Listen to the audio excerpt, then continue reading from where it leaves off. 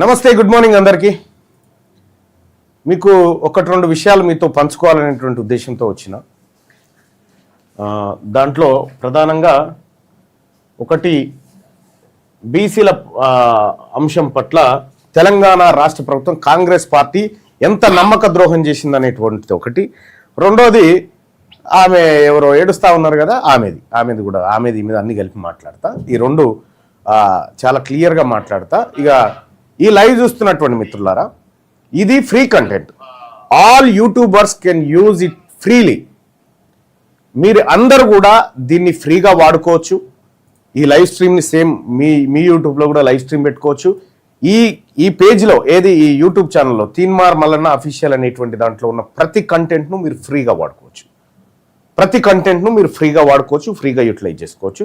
తద్వారా మీరు మానిటైజ్ చేసుకొని డబ్బులు సంపాదించుకోవచ్చు. మా ఉద్దేశం ఒకటే క్లియర్, మా కంటెంట్ను రీచ్ చేయాలి, అందరికీ విస్తృతంగా పంచాలనేది మా ఉద్దేశం. రైట్. ఇక రెండో అంశం, నిన్న శాసన మండలిలో చర్చ జరిగింది. దేని పట్ల? 2025 మార్చిలో మనం బడ్జెట్ పెట్టినాం. ఆ బడ్జెట్లో బీసీలకు 11,500 కోట్ల రూపాయల బడ్జెట్ పెట్టినాం కదా. మరి ఆ బడ్జెట్ పెట్టి 9 నెలలు అయిపోయింది, 10 నెలలు అయిపోయింది. ఈ 10 నెలల్లో ఈ 11,500 కోట్లలో ఎంత ఖర్చు పెట్టిర్రు అనేది నేను ప్రశ్న వేసిన. దానికి ప్రభుత్వం ఇచ్చిన సమాధానం ఇవన్నీ కూడా ఎట్లా ఉన్నాయో మీరు చూడండి. సో బీసీ ప్రజలారా, ఇది చాలా కీలకమైనటువంటి విషయం. దయచేసి మీరు ఫస్ట్ ఈ లైవ్ను లైక్ చేయండి. ఈ లైక్ బటన్ నొక్కి షేర్ చేయండి. మీ యూట్యూబ్లలో మీరు ఫ్రీగా, మీ ఫేస్బుక్లలో ఎక్కడ వాడుకుంటారో వాడుకోండి. ఈ కంటెంట్ను ఫ్రీగా వాడుకోండి అందరూ. ఇది షేర్ చేయండి, లైక్ చేయండి, ఎక్కువ మందికి రీచ్ అయ్యేలాగా చేయండి. నేను చెప్పేటువంటిది అత్యంత కీలకమైనటువంటి విషయం. ఇది కామారెడ్డిది డిక్లరేషన్, అది బీసీ డిక్లరేషన్. దీంట్లో డౌన్లోడ్ లేదు.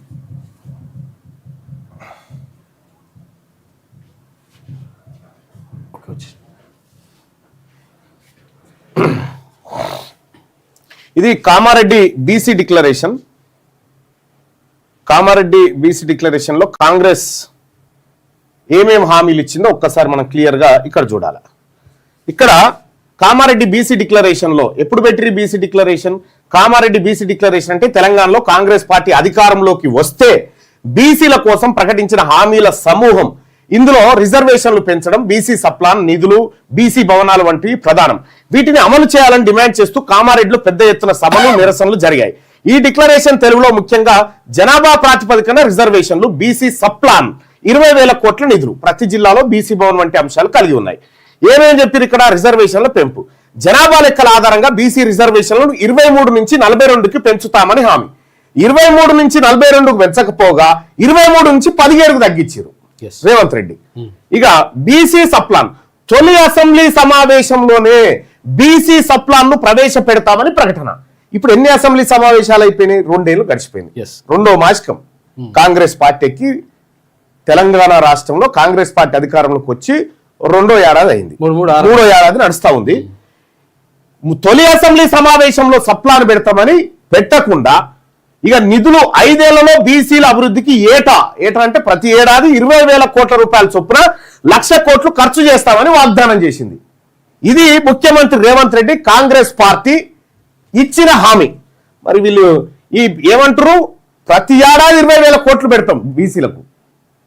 మొదటి ఏడాదే దోకా 9,000 కోట్లు పెట్టి 1,500 కోట్లు ఖర్చు పెట్టలే. ఇక ఇప్పుడు 2వ ఏడాది కూడా ఇదే మోసం జరుగుతా ఉందనేటువంటి ఉద్దేశంతో నేను సబ్మిట్గా ప్రశ్న వేసిన. అయ్యా, ఈ 20,000 పెట్టమంటే పెట్టలేదు కదా, 11,500 కోట్లు పెట్టిరు కదా, ఇందులో ఎంత ఖర్చు పెట్టిరు? ఇప్పుడు 10 నెలలు అయిపోయింది, ఇక 2 నెలలే ఉంది బడ్జెట్ అయిపోయేందుకు. ఈ 10 నెలల్లో మా బీసీల కోసం ఎంత ఖర్చు పెట్టిరని నేను అడగడం జరిగింది. అడిగితే ప్రభుత్వం ఇచ్చినటువంటి సమాధానం,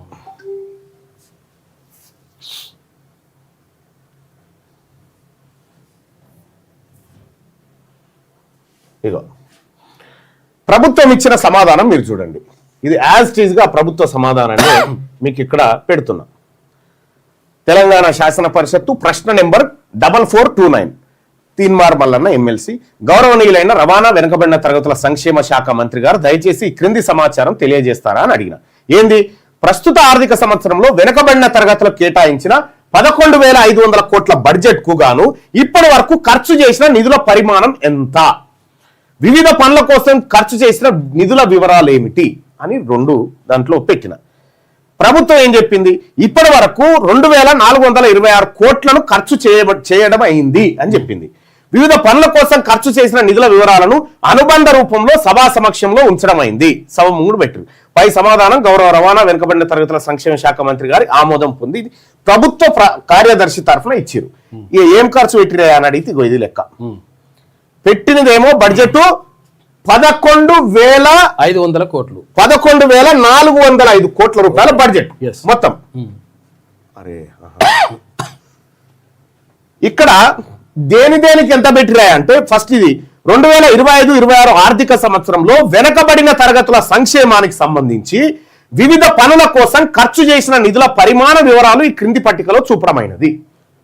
ఇక్కడ స్కాలర్షిప్లు, మన బీసీ పిల్లలకు స్కాలర్షిప్లు, వాళ్ళు చదువుకొని పైకి రావడం కోసం స్కాలర్షిప్లు ఇచ్చేటువంటి పథకం కోసం 1,908 కోట్లు బడ్జెట్లో పెట్టిరు. ఇగో ఈ 1,800 కోట్లు ఈ బీసీ పిల్లలు చదువుకోవడానికి మేము స్కాలర్షిప్లుగా ఇవ్వబోతున్నామని పెట్టిరు. ఇంత లేవట్టి ఒక గింత దించిర్రు. ఎట్లా 1,908 కోట్లు ఇస్తామని చెప్పి ఇచ్చింది 365 కోట్లు. ఇచ్చింది 365 కోట్లు. ఇక్కడ హాస్టల్ సంక్షేమ హాస్టళ్లలో 435 కోట్లు ఖర్చు పెడతామని చెప్పి, అంటే మన పిల్లలకు భూమ పెడతామని చెప్పి మన పిల్లల నోట్ తలలకేని భూవెత్తుకొని పోయింది దొంగ ప్రభుత్వం. 315 కోట్లు ఖర్చు పెట్టి 110 కోట్లు తక్కువ, 110 కోట్లు బీసీల సొమ్ము, బీసీ పోరగాళ్ళు భూవదినే సొమ్ము ఎత్తుకపోయి తిన్నాడు రేవంత్ రెడ్డి. ఇక రెండోది మహాత్మా జ్యోతిబా పూలే ఓవర్సీస్ విద్యానిధి, ఓవర్సీస్ స్కాలర్షిప్లు, అంటే విదేశాలకు వెళ్లే విద్యార్థులకు సంబంధించి 20 లక్షల చొప్పున 20 లక్షల చొప్పున ఒక్కొక్కరికి ఇస్తారు. 1 కోటి రూపాయల్లో 5గురికి వస్తుంది. 80 కోట్లలో ఎంతమందికి వస్తుంది? 400 మందికి వస్తుంది. 8 40గా 400 మందికి 2 కోట్ల మంది బీసీలు ఉంటే 400 మందికి ఓవర్సీస్ స్కాలర్షిప్ అని ఇచ్చి వాళ్ళకి నచ్చిన వాళ్ళకి ఇచ్చుకున్నారు. ఇక Mahatma Jyotiba Phule residential institution society నిర్మాణం అని 1,871 కోట్లు ఖర్చు పెడుతున్నామని చెప్పి 1,300 కోట్లు ఖర్చు పెట్టారు. ఇక స్టడీ సర్కిల్, బీసీ విద్యార్థులంతా బాగా చదువుకోవాలి, చదువుకొని పైకి రావాలి, వాళ్ళు కూర్చుంటందుకు స్టడీ సర్కిల్ ఏర్పాటు చేసి వాళ్ళు ఐఏఎస్ IPS కావడం కోసం 50 కోట్లు ఖర్చు పెడతామని చెప్పారు. 50 కోట్లు పెట్టింది 4 లక్షలు.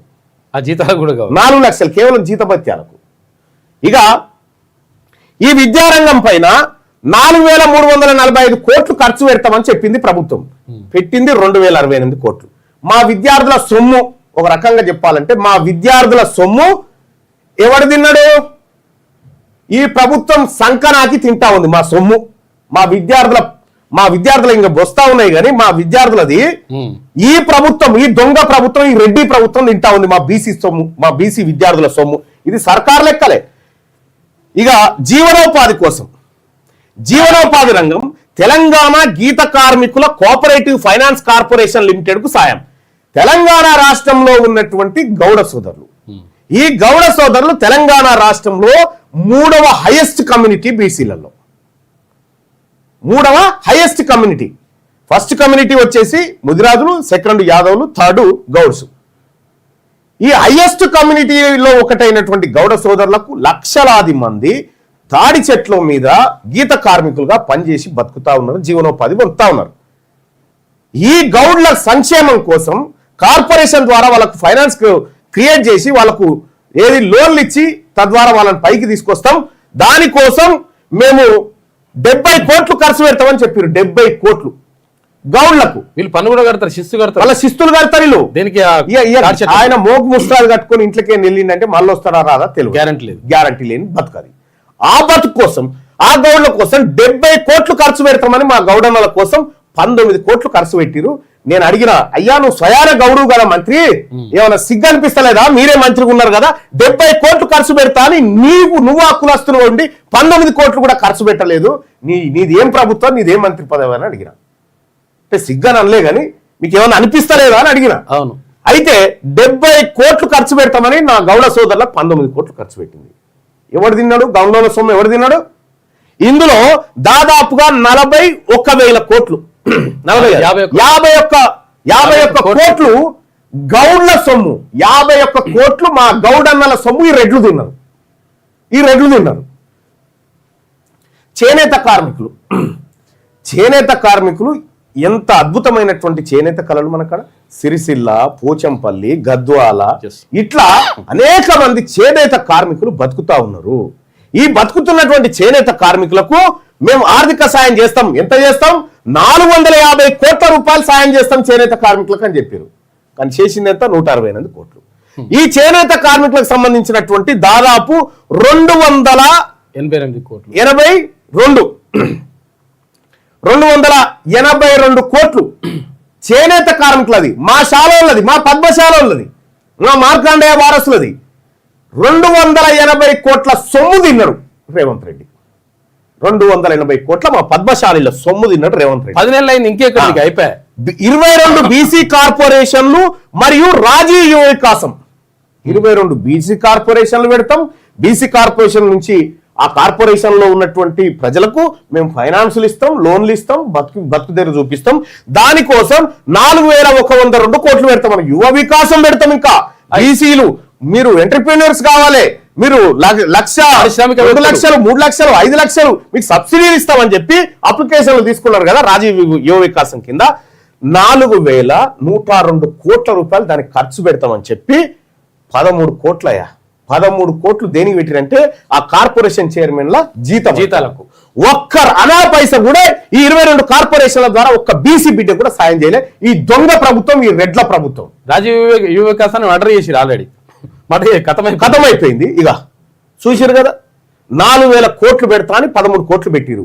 ఇందులో అంటే దాదాపు 4,997 కోట్ల రూపాయలు, 4,997 కోట్ల రూపాయల సొమ్ము మా బీసీల సొమ్ము, మా సాకర్ మంగళంల సొమ్ము, మా కుమ్మరి కమ్మరుల సొమ్ము, మా విశ్వబ్రాహ్మణుల సొమ్ము, మా గంగెడ్ల సొమ్ము, మా బాలసంతుల సొమ్ము.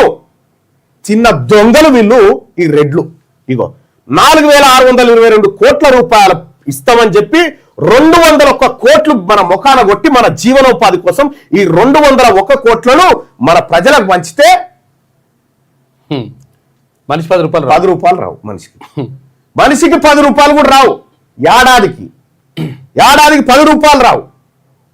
ఇదే 12 నెలకు 95 పైసలు వస్తాయి అంతే. నెలకు 95 పైసలు బీసీలకు బిచ్చం వేసి కొట్టిరు. 95 పైసలు బీసీలకు. ఇక సామాజిక రంగంలో ఎంత ఖర్చు పెట్టినవయ్యా అంటే కళ్యాణ లక్ష్మి కోసం 2,173 కోట్లు ఇస్తాం ఈ బీసీలకు అని చెప్పారు. తులం బంగారం పెడతాం, తులం బంగారం అని చెప్పారు. ఇంకా మీదకెళ్ళి 2,173 కోట్లు ఇస్తామని 108 కోట్లు ఇచ్చారు.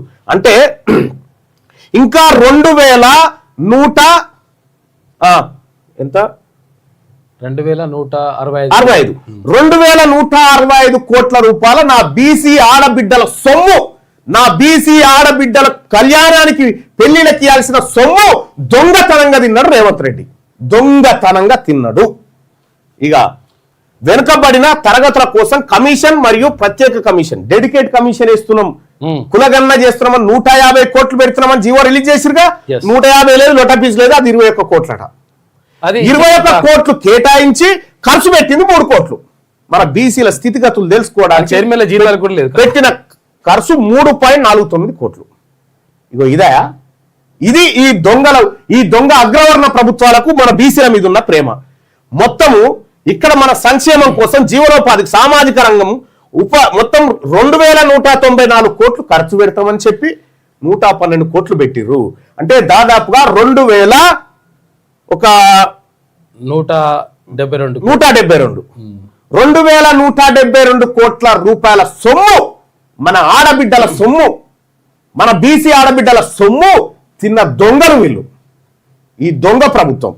ఇక నిర్మాణ రంగం, బీసీలు ఆత్మగౌరవంతో బతకాలి, బీసీలకు భవనాలు ఉండాలని ఈ దొంగలు చెప్తా భవనాలు, బీసీ ఆత్మగౌరవ భవనాల నిర్మాణం కోసం 100 కోట్లు ఖర్చు చేయబోతున్నామని చెప్పారు బడ్జెట్ల. రూపాయి పెట్టలే. ఒక్క రూపాయి కూడా ఖర్చు పెట్టలేదు. ఇది పొన్నం ప్రభాకర్ గారు మంత్రి ఇచ్చినటువంటిది. ఇది మంత్రి పొన్నం ప్రభాకర్ Official data ఇది. Official data. ఇక సిబ్బంది జీతాలు వీళ్ళకి 143 కోట్ల రూపాయలు ఇస్తామని చెప్పి 43 కోట్లు ఇచ్చారు. జీతాలు కూడా ఓవరాల్ గా 11,405 కోట్లు బీసీల బడ్జెట్ అని చెప్పి ఈ 10 నెలల కాలంలో 2,426 కోట్లు ఖర్చు పెట్టినటువంటి ఈ దొంగ ప్రభుత్వాన్ని, ఈ దొంగ రేవంత్ రెడ్డిని, ఈ బీసీల సొమ్ముదిని బతుకుతున్న అగ్రవర్ణ దొంగలను నేను అడుగుతా ఉన్నా, మాకు ప్రత్యేక ప్రభుత్వమే కావాలి. మీతోటి కుదరది. మీ రెడ్ల సోపతి, మీ వెలమల సోపతి మాకు కుదరదు. ఇప్పుడు ఎస్సీ ఎస్టీలకు, ఇది బీసీలకు కదా, ఎస్సీ ఎస్టీలకు ఎట్లా ఉందంటే మీరు చూడండి. ఎస్సీ ఎస్టీలకు వీళ్ళకి పెట్టేటువంటి బడ్జెట్ ఎట్లా ఉంటుందంటే, బీసీది కూడా రాస్తా పక్కకు. వీళ్ళకి పెట్టే బడ్జెట్ ఎట్లా ఉంటుందంటే, ఇప్పుడు ఎస్సీలకు ఒక 10,000 కోట్లు పెట్టిరు అనుకో, ఎస్టీలకు ఒక 15,000 కోట్లు పెట్టిరు అనుకో. సపోజ్ ఉదాహరణ. ఇప్పుడు ఈ నెల ఏది 2025-26 బడ్జెట్ లో పెట్టిరు అనుకుందాం. ఇక బీసీలకి ఇప్పుడు 11,400 కోట్లు పెట్టిరు కదా, ఇవి పెట్టిరు కదా. ఇప్పుడు ఎస్సీలకు ఈ బడ్జెట్ లో వీళ్ళు ఖర్చు చేయలేదనుకో, 2026-27 బడ్జెట్ మళ్ళీ వచ్చే బడ్జెట్ ఉందిగా, ఈడ 5,000 ఖర్చు పెట్టిరు అనుకో, 5,000 ఇలా కలపాలి, మళ్ళా ఇలా కలపాలి, వచ్చే బడ్జెట్ లో కలపాలి. వీళ్ళ దాంట్లో 5,000 ఖర్చు పెట్టిరు అనుకో, మిగతా 10,000 ఇలా కలిపి కొత్త బడ్జెట్ లో మళ్ళీ వాళ్ళకి ఎక్కువ నిధులు ఇవ్వాలి. ఇక బీసీలకు ఉందనుకో, ఎందుకు వాళ్ళకి ఆ రక్షణ ఉంది, ఎందుకు బీసీలకు లేదంటే అదే SC ST subplan. SC ST subplan. దీన్ని గతంలో ఉమ్మడి ఆంధ్రప్రదేశ్ లో దామోదర్ రాజనరసింహ గారు ఉప ముఖ్యమంత్రిగా ఉన్నప్పుడు తయారు చేసి ఎస్సీ ఎస్టీల నిధులకు రక్షణ కల్పించిండు దామోదర్ రాజనరసింహ గారు. మోసం చేస్తే మళ్ళీ ఇక్కడ మన బీసీలు మంత్రులు ఉండి, మన బీసీలు ఇంకొక రకంగా చెప్పాలంటే ఇంకా వాళ్ళ నియమనాల్లో మనకి అర్థం. ఒక్కడు కూడా దీని గురించి మాట్లాడు, ఏదిరా మా బడ్జెట్ ఏదిరా పోతుందిరా అంటే ఒక్కడు కూడా మాట్లాడు. అంటే బీసీలం అంటే పన్నులు కట్టి ప్రభుత్వానికి మొత్తం తెలంగాణ రాష్ట్రంలో తెలంగాణ బడ్జెట్ లో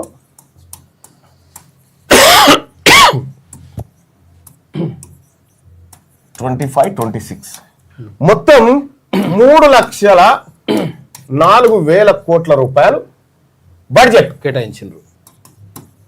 కేటాయిస్తే తెలంగాణ రాష్ట్ర ప్రభుత్వం ఏం చెప్పింది, ఈ బీసీలు తెలంగాణ రాష్ట్రంలో బీసీలు 56.33% ఉన్నారని చెప్పింది కదా ప్రభుత్వం. ఈ బడ్జెట్ లో సగం వాటా బీసీలకు రావాలి, సగం కంటే ఎక్కువ రావాలి. దాదాపుగా 1,60,60,000 కోట్ల రూపాయలు బీసీలకు రావాలి. బీసీల బడ్జెట్ 1,60,60,000 కోట్ల రూపాయలు బీసీలకు వచ్చేది ఉంటే 11,405 కోట్లు కేటాయించి 2,426 కోట్లు, 1,60,000 కోట్ల రూపాయలు బీసీల వాటా అయితే 2,426 కోట్లు మన మొఖాన యాదగిరి గుట్ట కాడ బిచ్చగాడు కూడా తీసుకోడు. 95 పైసలా మన బతుకు, 95 పైసలు. ఇది దొంగ రేవంత్ రెడ్డి ప్రభుత్వం చేస్తున్నటువంటి కుట్ర. ఇప్పుడు నేనేం చెప్తున్నా అంటే, మాకు కూడా ఇలాంటి రక్షణ కావాలి, సప్లాన్ ఉండాలి, బీసీ సప్లాన్. నువ్వు మేనిఫెస్టోలో చెప్పినావు కదా, మీరు చెప్పినావు కదా మేనిఫెస్టోలో. నేను ఇగో 5 ఏళ్లలో బీసీల అభివృద్ధికి 20,000 కోట్ల చొప్పున 1,00,000 కోట్లు పెడతాం. బీసీ సప్లాన్ తొలి అసెంబ్లీ సమావేశాలు. ఏది నా బీసీ సప్లాన్? ఏది ఇప్పుడు ఎన్ని అసెంబ్లీ సమావేశాలు? ఇప్పుడు చెప్పు. బీసీ ఎమ్మెల్యేలారా మీరు ఉన్నారు కదా, 19 మంది 20 మంది ఉన్నారు కదా, మాట్లాడురి.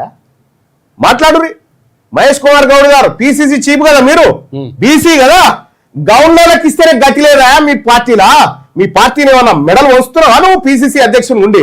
పొన్నం ప్రభాకర్ గారు మీరు ఖుద్దు గౌడ సామాజిక వర్గం బిడ్డ ఉండి గౌడ్ల నోట్ల మన్ను వస్తే కూడా నువ్వు పట్టించుకోలే. గౌడ్ల నోట్ల మన్ను వస్తే ఎందుకయ్యా నువ్వు మంత్రిగా ఉండి ఏం చేస్తావు? మంత్రిగా ఉండి కాపాడుకుంటే పదవి కావాలి, మీకు పదవులు కావాలి. అక్కడ చెప్పిండు కదా వాకిడి శ్రీగారి, నా జాతులకు అన్యాయం జరిగితే రాజీనామా చేస్తా అని చెప్పి. నువ్వు చెప్పా అది జాతులే ముఖ్యమని చెప్పి నువ్వు చెప్పు. రండి మంత్రులారా, మనకు చేత కాకపోతే రాజీనామా చేసి ఇంట్లో బందాం రారి. ఈ వర్గాల ప్రజల ప్రయోజనాలు దెబ్బతింటా ఉంటే మనం కుక్కిన పేరు లెక్క కూర్చుంటాం ఆడా. ఇది కదా జరిగిన మోసం.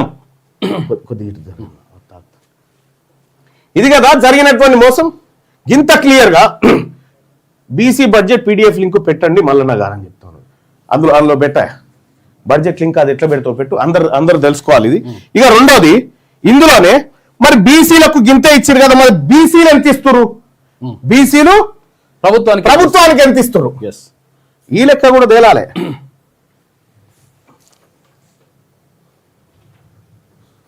ఇగో ఇది లెక్క. 2014-15 ఆర్థిక సంవత్సరంలో బీసీ 1,00,000 కోట్ల బడ్జెట్ అయితే బీసీలు పన్నులు కట్టిన డబ్బు 56,685 కోట్లు పన్నుల రూపంలో కట్టిరు. అంటే ప్రతి నెల 4,724 కోట్ల రూపాయలు ఓన్లీ బీసీలు పన్నుల ద్వారా ఉప్పు మిరపకాయ కొని పెట్రోల్ పోసుకొని ఈ పన్నులు ఏవైతే కట్టిరో ఆ పన్నుల ద్వారా ప్రభుత్వానికి 56,688 కోట్లు వచ్చింది. అంటే ప్రతి నెల 4,724 కోట్ల రూపాయలు బీసీలను కడితే అంటే ప్రతిరోజు ఎంత కట్టాం అన్నట్టు ఒక్కొక్క బీసీ ప్రతిరోజు తన తల మీద 157 రూపాయల పన్నులు ప్రభుత్వానికి కట్టిండు. ప్రతిరోజు మనం ప్రభుత్వ ఖజానాలో 157 రూపాయలు జమ చేస్తే ఈ ప్రభుత్వం 2014-15లో ప్రతిరోజు బీసీలకు ఎంత ఇచ్చిందంటే ₹1.5 చూసుకోగా. 157 రూపాయలు కడితే ₹1.5 మనకు వాపసు వచ్చింది. ₹1.5.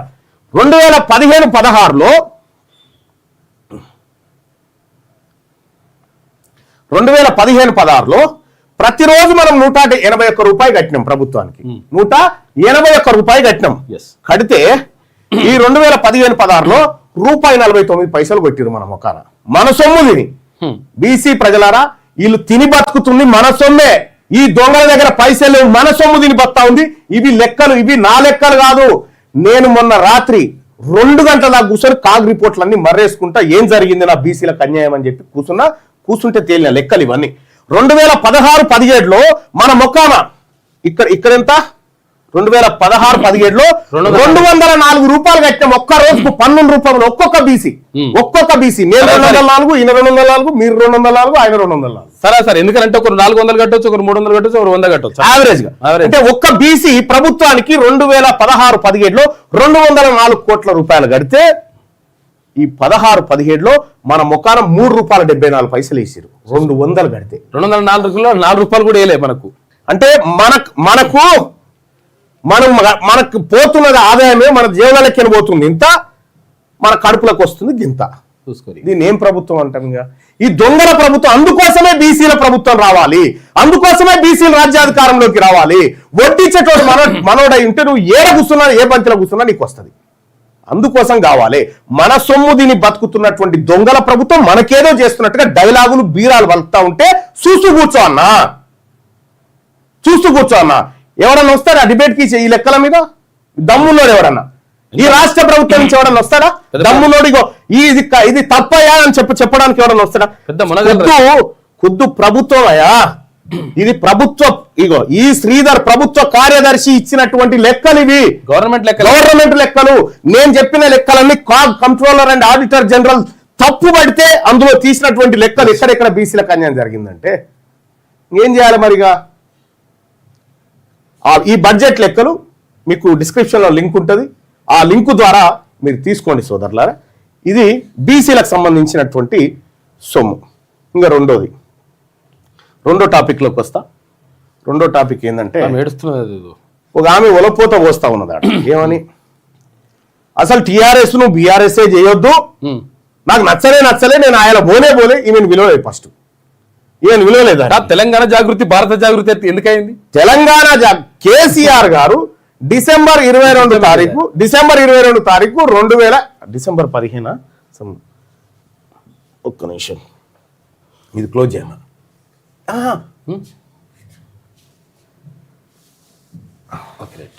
ఇక్కడ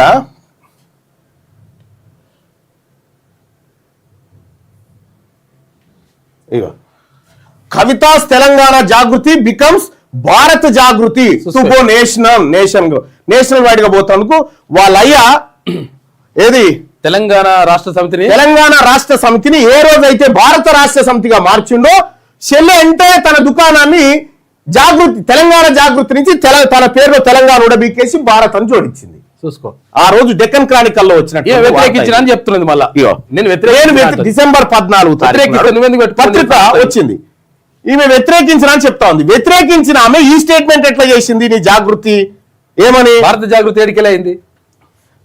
On the back of the TRS remaining itself BRS to go nation, TRS MLC Kalvakuntla Kavita Telangana Jagruti has become Bharat Jagruti and will expand its activities to all other states bearing Telangana అని చెప్పి పెట్టింది. మరి నీకు ఇష్టమే లేదంటిగా తెలంగాణ మీద గొలపోత వస్తీగా తల్లి. తెలంగాణ అంటే ఈ అస్తిత్వము అబ్బా ఏమి యాక్టర్ తల్లి. మెల్లగా అయినా నా సూచన చెప్తా ఉన్నా, నీ అంత దొంగేశాలే అవన్నీ అందరికి ఎరుకునే. కానీ ఒకటి చెప్తా ఉన్నా, గుర్తుపెట్టుకో. నీ ఇంటి పంచాది మీ వెలమ సంఘం ఉందిగా, సంఘంలో కూర్చొని మాట్లాడుకోదు. మీకు మాకే సంబంధము? నీ ఇంట్లో అగౌరవపరిచారు నిన్న తెలంగాణ మొత్తం నీ కోసం ఎందుకు పరితపించాలి? మా బీసీలకు అయితే నీకు సంబంధమే లేదు, నీకు మా బీసీలకు సంబంధం లేదు. అంతే. రేవంత్ రెడ్డి గారు స్క్రిప్ట్ ఇచ్చుడు, ఆ స్క్రిప్ట్ అయినా సరిగా రాసేలా చెప్పుడు కూడా కరెక్ట్ గా పండించలేకపోయింది అక్కడ. రేవంత్ రెడ్డి గారు స్క్రిప్ట్ అది.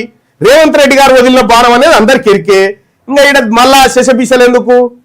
ఆత్మగౌరవం, ఆత్మగౌరవమే కావచ్చు. మీ ఆత్మ మీ నాయన గౌరవం, మాకేం సంబంధం? టిఆర్ఎస్ బీఆర్ఎస్ చేస్తూ నీ చేతులు లేకపోవచ్చు, కానీ భారత జాగృతి నీదే కదా, సొంతందే కదా. నువ్వేమైనా ఈమెది కాదు జాగృతి. 1990 ప్రాంతంలో ఖమ్మంలో పుట్టిన సంస్థ అది. ఈమె అది క్యాప్చర్ చేసింది. 1990లో ఖమ్మంలో జాగృతి అనేటువంటి మహిళలు అక్కడ ఉన్నటువంటి పేద ప్రజలకు సాయం చేయడం కోసం మహిళలు, రైతులు అందరు కలిసి ఏర్పాటు చేసుకున్న సంస్థ జాగృతి. ఈమెది కాదు. ఈమెనే పెట్టినట్టు చెప్తా ఉంది, కానీ ఈమెది కాదు. దుకాణం, ఆ దుకాణం వేరేది. ఆ దుకాణం కరెక్ట్. ఇక్కడ అమ్మా నువ్వు నిన్న ఏడ్చుకుంటా ఒలపోతలు పోస్తా ఉన్నావు కదా తల్లి. సరే, ఒలపోతలు పోస్తా ఉన్నావు. నీ తెలంగాణ జాగృతిలోంచి తెలంగాణ పదాన్ని తీసేసి భారతాన్ని ఎందుకు పెట్టినావు చెప్పు. అవును, నీ చేతిలో ఉండే కదా, చెప్పు ఎందుకు పెట్టినావు? నీకు ఇష్టమైన దాపరమైన హరిగా ఇష్టమే తెలంగాణ మీద పడి దోసుకుంది ఆమె అంటా ఉంది. ఆమె అన్న మాటనే ఏది ఇక్కడ మనం బీకి కట్టలు కట్టామని అక్కడ పోతున్నామా అని చెప్పింది. ఇక్కడ సేమ్ మనకు కూడా అప్లై అవుతుంది కదా తల్లి. సేమ్ మనకు కూడా అప్లై అవుతుంది కదా. మీ అయ్య లేకపోతే, కల్వకుంట్ల చంద్రశేఖరరావు లేకపోతే అసలు నువ్వు ఎవరు తల్లి? మధు యాష్కి గారిని అడిగితే చెప్పడా మీరేంది, మీ బతుకేంది? ఇవాళ బాగా పైసలు అడ్డగోలుగా సంపాదించి వాళ్ళని వీళ్ళని ముంచి నీ కుటుంబం చేయంగా ఎన్ని కుటుంబాలు ఆత్మహత్యలు చేసుకొని సరిపోయినాయి తెలంగాణ రాష్ట్రంలో? ఎంతమంది ఆడబిడ్డల వలపోతకు మీరు కారణమయ్యారు చెప్పురి. ఇలా రేవంత్ రెడ్డి గారు మెల్లగా నిన్ను దించి సామాజిక న్యాయం జరగాలి అమ్మా, నీకు నిజామాబాద్ పార్లమెంట్ టికెట్ కేసీఆర్ పిలిచి ఇచ్చినాడు. నేనే కదా ఇవాళ ఇంటర్వ్యూ చేసింది, నేనే తెచ్చుకున్నా అని చెప్పలే.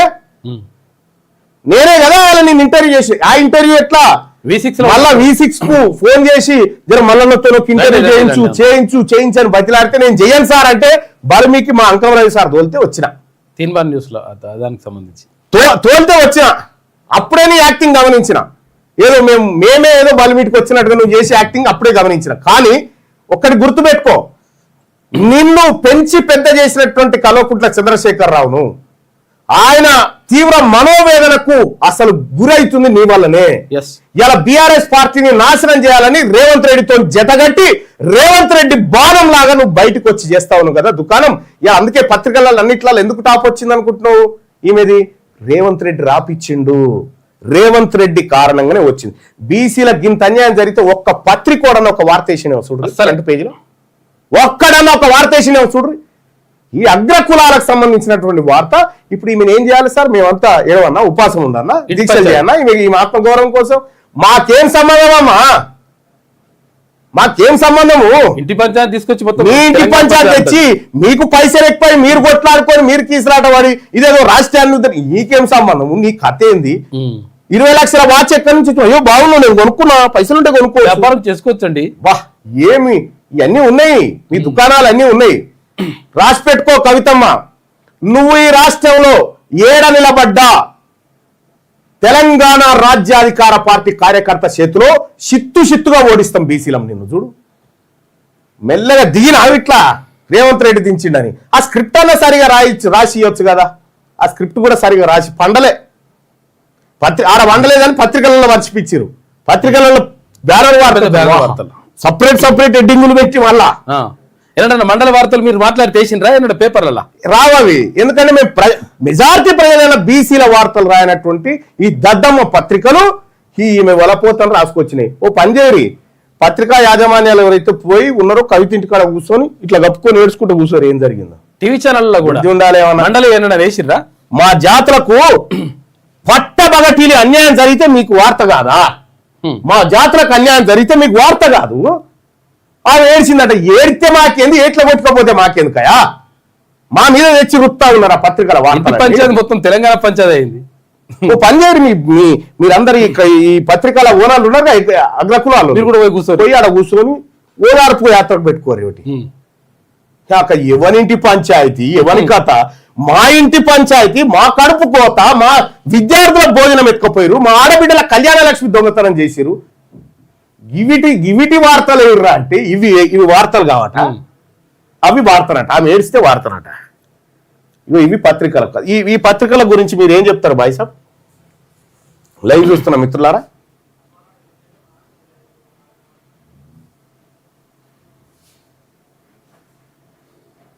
ఈ పత్రికల గురించి మీ కామెంట్ ఏంటి తెలియజేయండి.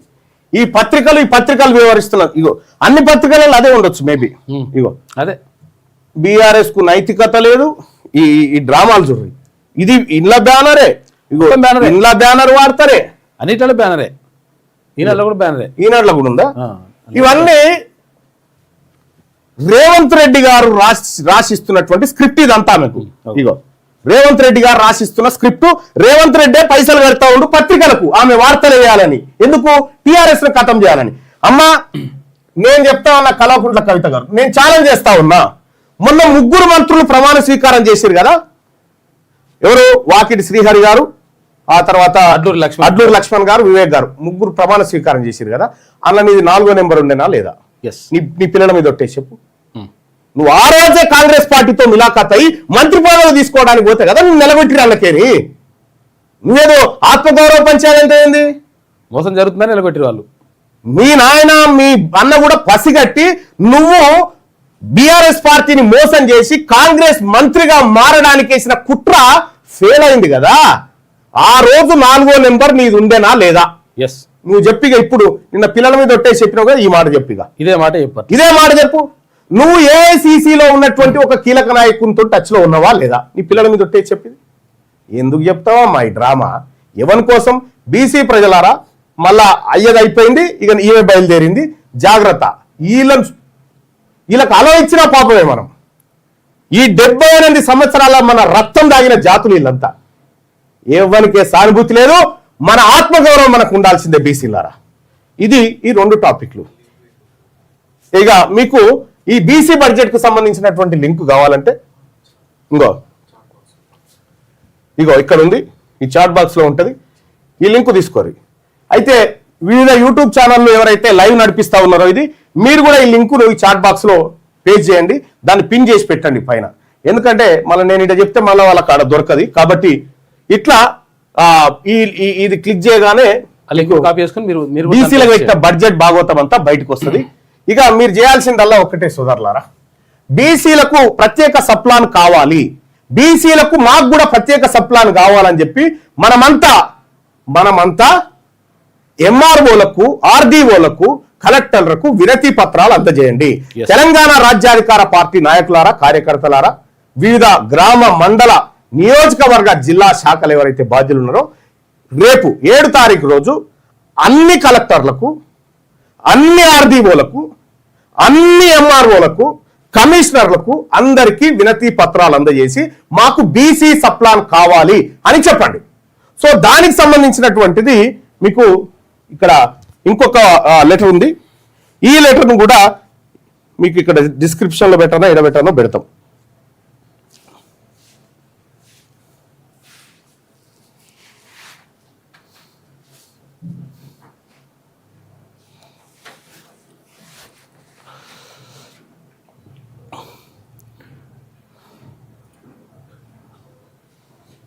మీకు అది తెలంగాణ రాజ్యాధికార పార్టీ .in అనేటువంటి వెబ్సైట్ లో అది పెడతాం సోదరులారా. తెలంగాణ రాజ్యాధికార పార్టీ .in అనేటువంటి వెబ్సైట్ లో పెడతాం. లేదంటే మీరు ఇప్పుడు నేను చెప్పినటువంటి మ్యాటర్ను యాజ్ యూజువల్ గా రాసేసి మీరు ఆ ఎంఆర్ఓలకు ఆర్డీఓలకు వీళ్ళందరికీ అందజేయండి. ఎందుకంటే బీసీ ప్రజలారా, మనం పోరాడకపోతే వీళ్ళు మనల్ని కూడా తింటారు. కడుపులో ఉన్న పిండాన్ని కూడా తింటారు వీళ్ళు దొంగలు. కడుపులో ఉన్న పిండాన్ని కూడా తింటారు. ఇలా ఈ బీసీ ఉద్యమాన్ని పక్కదారి పట్టించాలని రేవంత్ రెడ్డి ఈమెను బాణం లాగా వదిలితే పాప బీసీలలో యాక్సెప్టెన్సీ లేదు. అవి వెలమ దొరసాని వెలమ భవనంలో కూర్చొని మీ పంచాయతీ ఉంటే మాట్లాడుకొని చూసుకోపోరి. ఆ లెక్కలు గిక్కలు ఏమున్నాయి ఆడ చూసుకో. కుల సంఘాలలో మీ కులం ఎంతమంది రమ్మా? తెలంగాణ రాష్ట్రంలో వెలమోళ్ళు ఉన్నదే 1,02,000 మంది. 1,02,000 మంది. మా బాలసంతోలు ఉన్నంత మంది లేరు మీరు. మా గంగెడ్ల గుడిసెలు ఉన్నని లేవు మీ ఇండ్లు. కాబట్టి ఆడ కూర్చొని మాట్లాడుకొని పెద్ద ఈ తెలంగాణ కొంపలు అంటుకునేది ఏం కాదు. ఏంటిది రమ్మన్, ఇది మీ ఇంటి పంచాయతీ తల్లి. ఈ ఇంటి పంచాయతీని నువ్వు పత్రికల ద్వారా రేవంత్ రెడ్డి గారి ద్వారా రాష్ట్ర వ్యాప్తం చేస్తా అనుకుంటున్నావు. నీ పప్పులే ముడికైడా, నీ పప్పులు రేవంత్ రెడ్డి పప్పులే ముడికై. తెలంగాణ రాష్ట్రంలో 2028లో వచ్చేది అది మా ప్రభుత్వమే, మా బీసీల ప్రభుత్వమే. మీ డ్రామాలు మీ కథ అంత అప్పుడు తేలుస్తాం ఖచ్చితంగా. ఆ రోజు వస్తుంది. తొందర రండి బాయ్ సార్. కరీంనగర్ జిల్లా నుంచి కొన్ని చేరికలు ఉన్నాయి. ఎక్కడున్నాయి? అఖిల్ పాషా నమస్కారం. దా భాయ్ సాబ్ బులా బులా ఉनको. వెల్కమ్ టు తెలంగాణ రాజ్యాధికార పార్టీ. బాయ్ इस तरफ आ जाओ. दा बैठ. నమస్కారం నమస్కారం భయ్యా. హాయ్ హాయ్ నమస్కారం.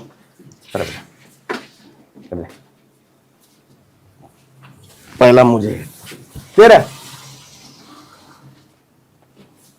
अफरोज అని కరీంనగర్ అఫ్రోజ్ భాయ్. Thank you.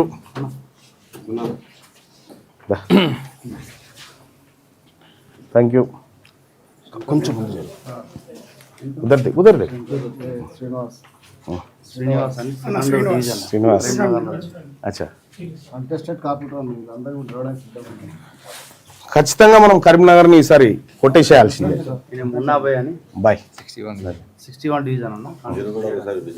వస్తా కదా, ఎందుకు రానిగా, నాకేం పని, అదే పనిగా. Satish Satish thank you. ఒక నిమిషం.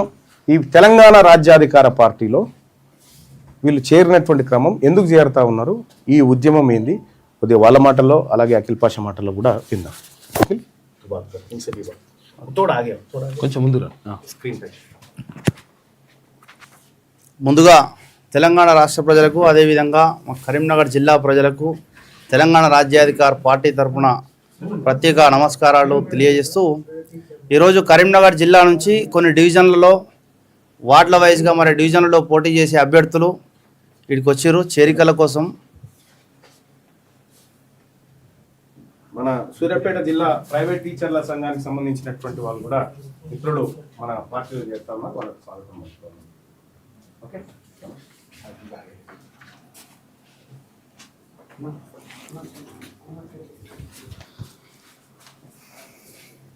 సో కరీంనగర్ జిల్లాలో ఇప్పుడు రాబోయే పట్టణానికి సంబంధించిన ఎన్నికలు ఏవైతున్నాయో, డివిజన్లకు సంబంధించిన కార్పొరేషన్ ఎన్నికలు ఏవైతున్నాయో, సో కరీంనగర్ జిల్లాలో ఉన్న 66 డివిజన్ల నుంచి తప్పకుండా తెలంగాణ రాజ్యాధికార పార్టీ పోటీలో ఉంటాయని చెప్పేసి తెలంగాణ రాష్ట్ర ప్రజల ముందు, అదేవిధంగా కరీంనగర్ జిల్లా ప్రజల ముందు నేను తెలియజేస్తా ఉన్నా.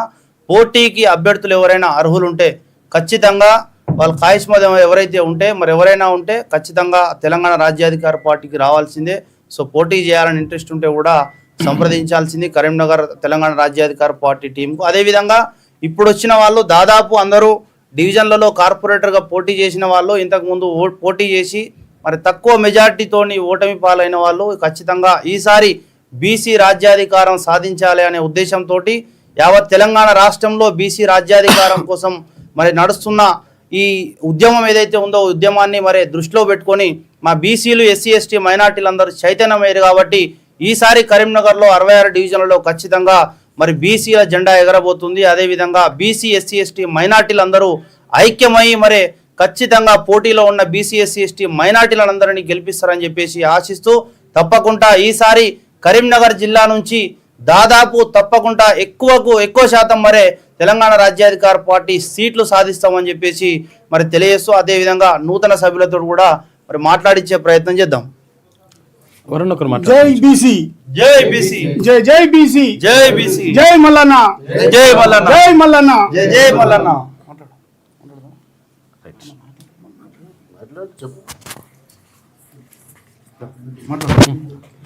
రెండు మాటలు చెప్పేసి మరి తిరుమల మల్లన్న ఇది ఒక బీసీ కోసం ఉద్యమం కోసం చేసిన పోరాటంలో ఇది చాలా వరకు అందరికీ ఉపయోగపడుతుంది. ఎలాంటి కూడా వీళ్ళు వెనుక ముందు ఆలోచించకుండా అందరూ జైనింగ్ కావాలని మనస్ఫూర్తిగా కోరుకుంటున్నాం. ఈ కరీంనగర్ నుంచి మేము ఈరోజు జాయిన్ అయినా ఇంత ఎన్ని డివిజన్లలో కూడా కొంతమంది ఉన్నారు, వాళ్ళందరూ కూడా జాయిన్ కావాల్సిందిగా కోరుకుంటున్నాం. Okay right. ముందుగా తెలంగాణ ప్రజానీకానికి నమస్కారాలు. ఈరోజు కరీంనగర్ నుండి భారీ ఎత్తున వచ్చి ఈరోజు మా పార్టీలో జాయిన్ అవుతున్న అందరికీ స్వాగతం పలుకుతూ తీర్మానం చేస్తున్నటువంటి ప్రయత్నం బీసీ అభివృద్ధికి తో పాటుపడుతున్నటువంటి వ్యక్తి తిరుమల మల్లన్న గారు. వారికి మా వంతు సహాయంగా ఈ పార్టీలో జాయినింగ్ అయి వారికి మా పూర్తి సహకారాలు అందిస్తూ రేపు బీసీ ముఖ్యమంత్రిని చేసుకునే ఉద్దేశంతో బీసీ అభివృద్ధికి తోడ్పాటుగా నడుస్తున్న మా సహచార స్నేహితులకు సోదరిమణులకు అందరికీ నేను బీసీ బిడ్డలకు ఈరోజు ఈ వేదిక నుంచి చెప్పడం ఏమిటంటే, మీరు కూడా ముందుకు వచ్చి ఈరోజు బీసీలకు జరుగుతున్న అన్యాయాలను అరికట్టాలని, ఈ బీసీల అభివృద్ధికి తోడ్పడుతున్నటువంటి మల్లన్న గారి అడుగుజాల్లో నడుస్తూ గడపకు బీసీ బిడ్డల ఆవేదన, బీసీ బిడ్డలకు జరుగుతున్న అన్యాయాలను చెప్పుకుంటూ రేపు రాబోయే రోజుల్లో బీసీ ముఖ్యమంత్రులను, బీసీ మంత్రులను మనము మన అనుకున్న వాళ్ళను అందరినీ రాజకీయ నాయకులుగా ఎదిగి అందరూ తోడ్పాటు చేస్తూ బీసీ సమాజానికి అభివృద్ధికి తోడ్పడాలని ఆశిస్తూ మీకు ఈరోజు పార్టీలో జాయిన్ అయిన వారికి ప్రత్యేక కృతజ్ఞతలు, ధన్యవాదాలు తెలుపుతున్నాను. ఓకే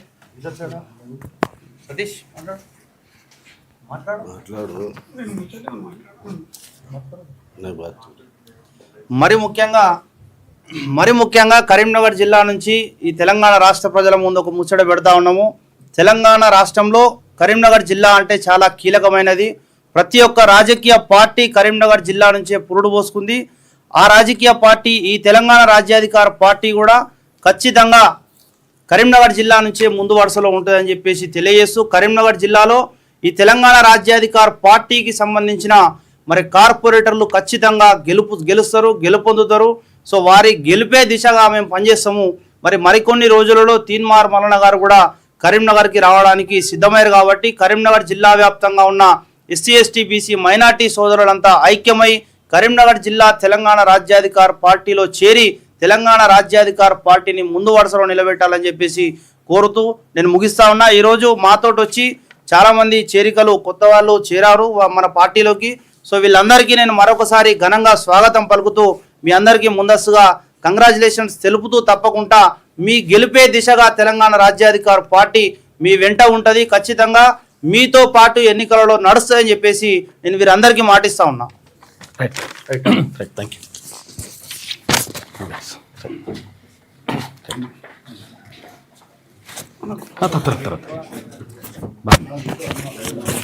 ఇది ఇట్లుంటే ఒకసారి మనము మార్నింగ్ లిస్ట్లోకి వెళ్దాం.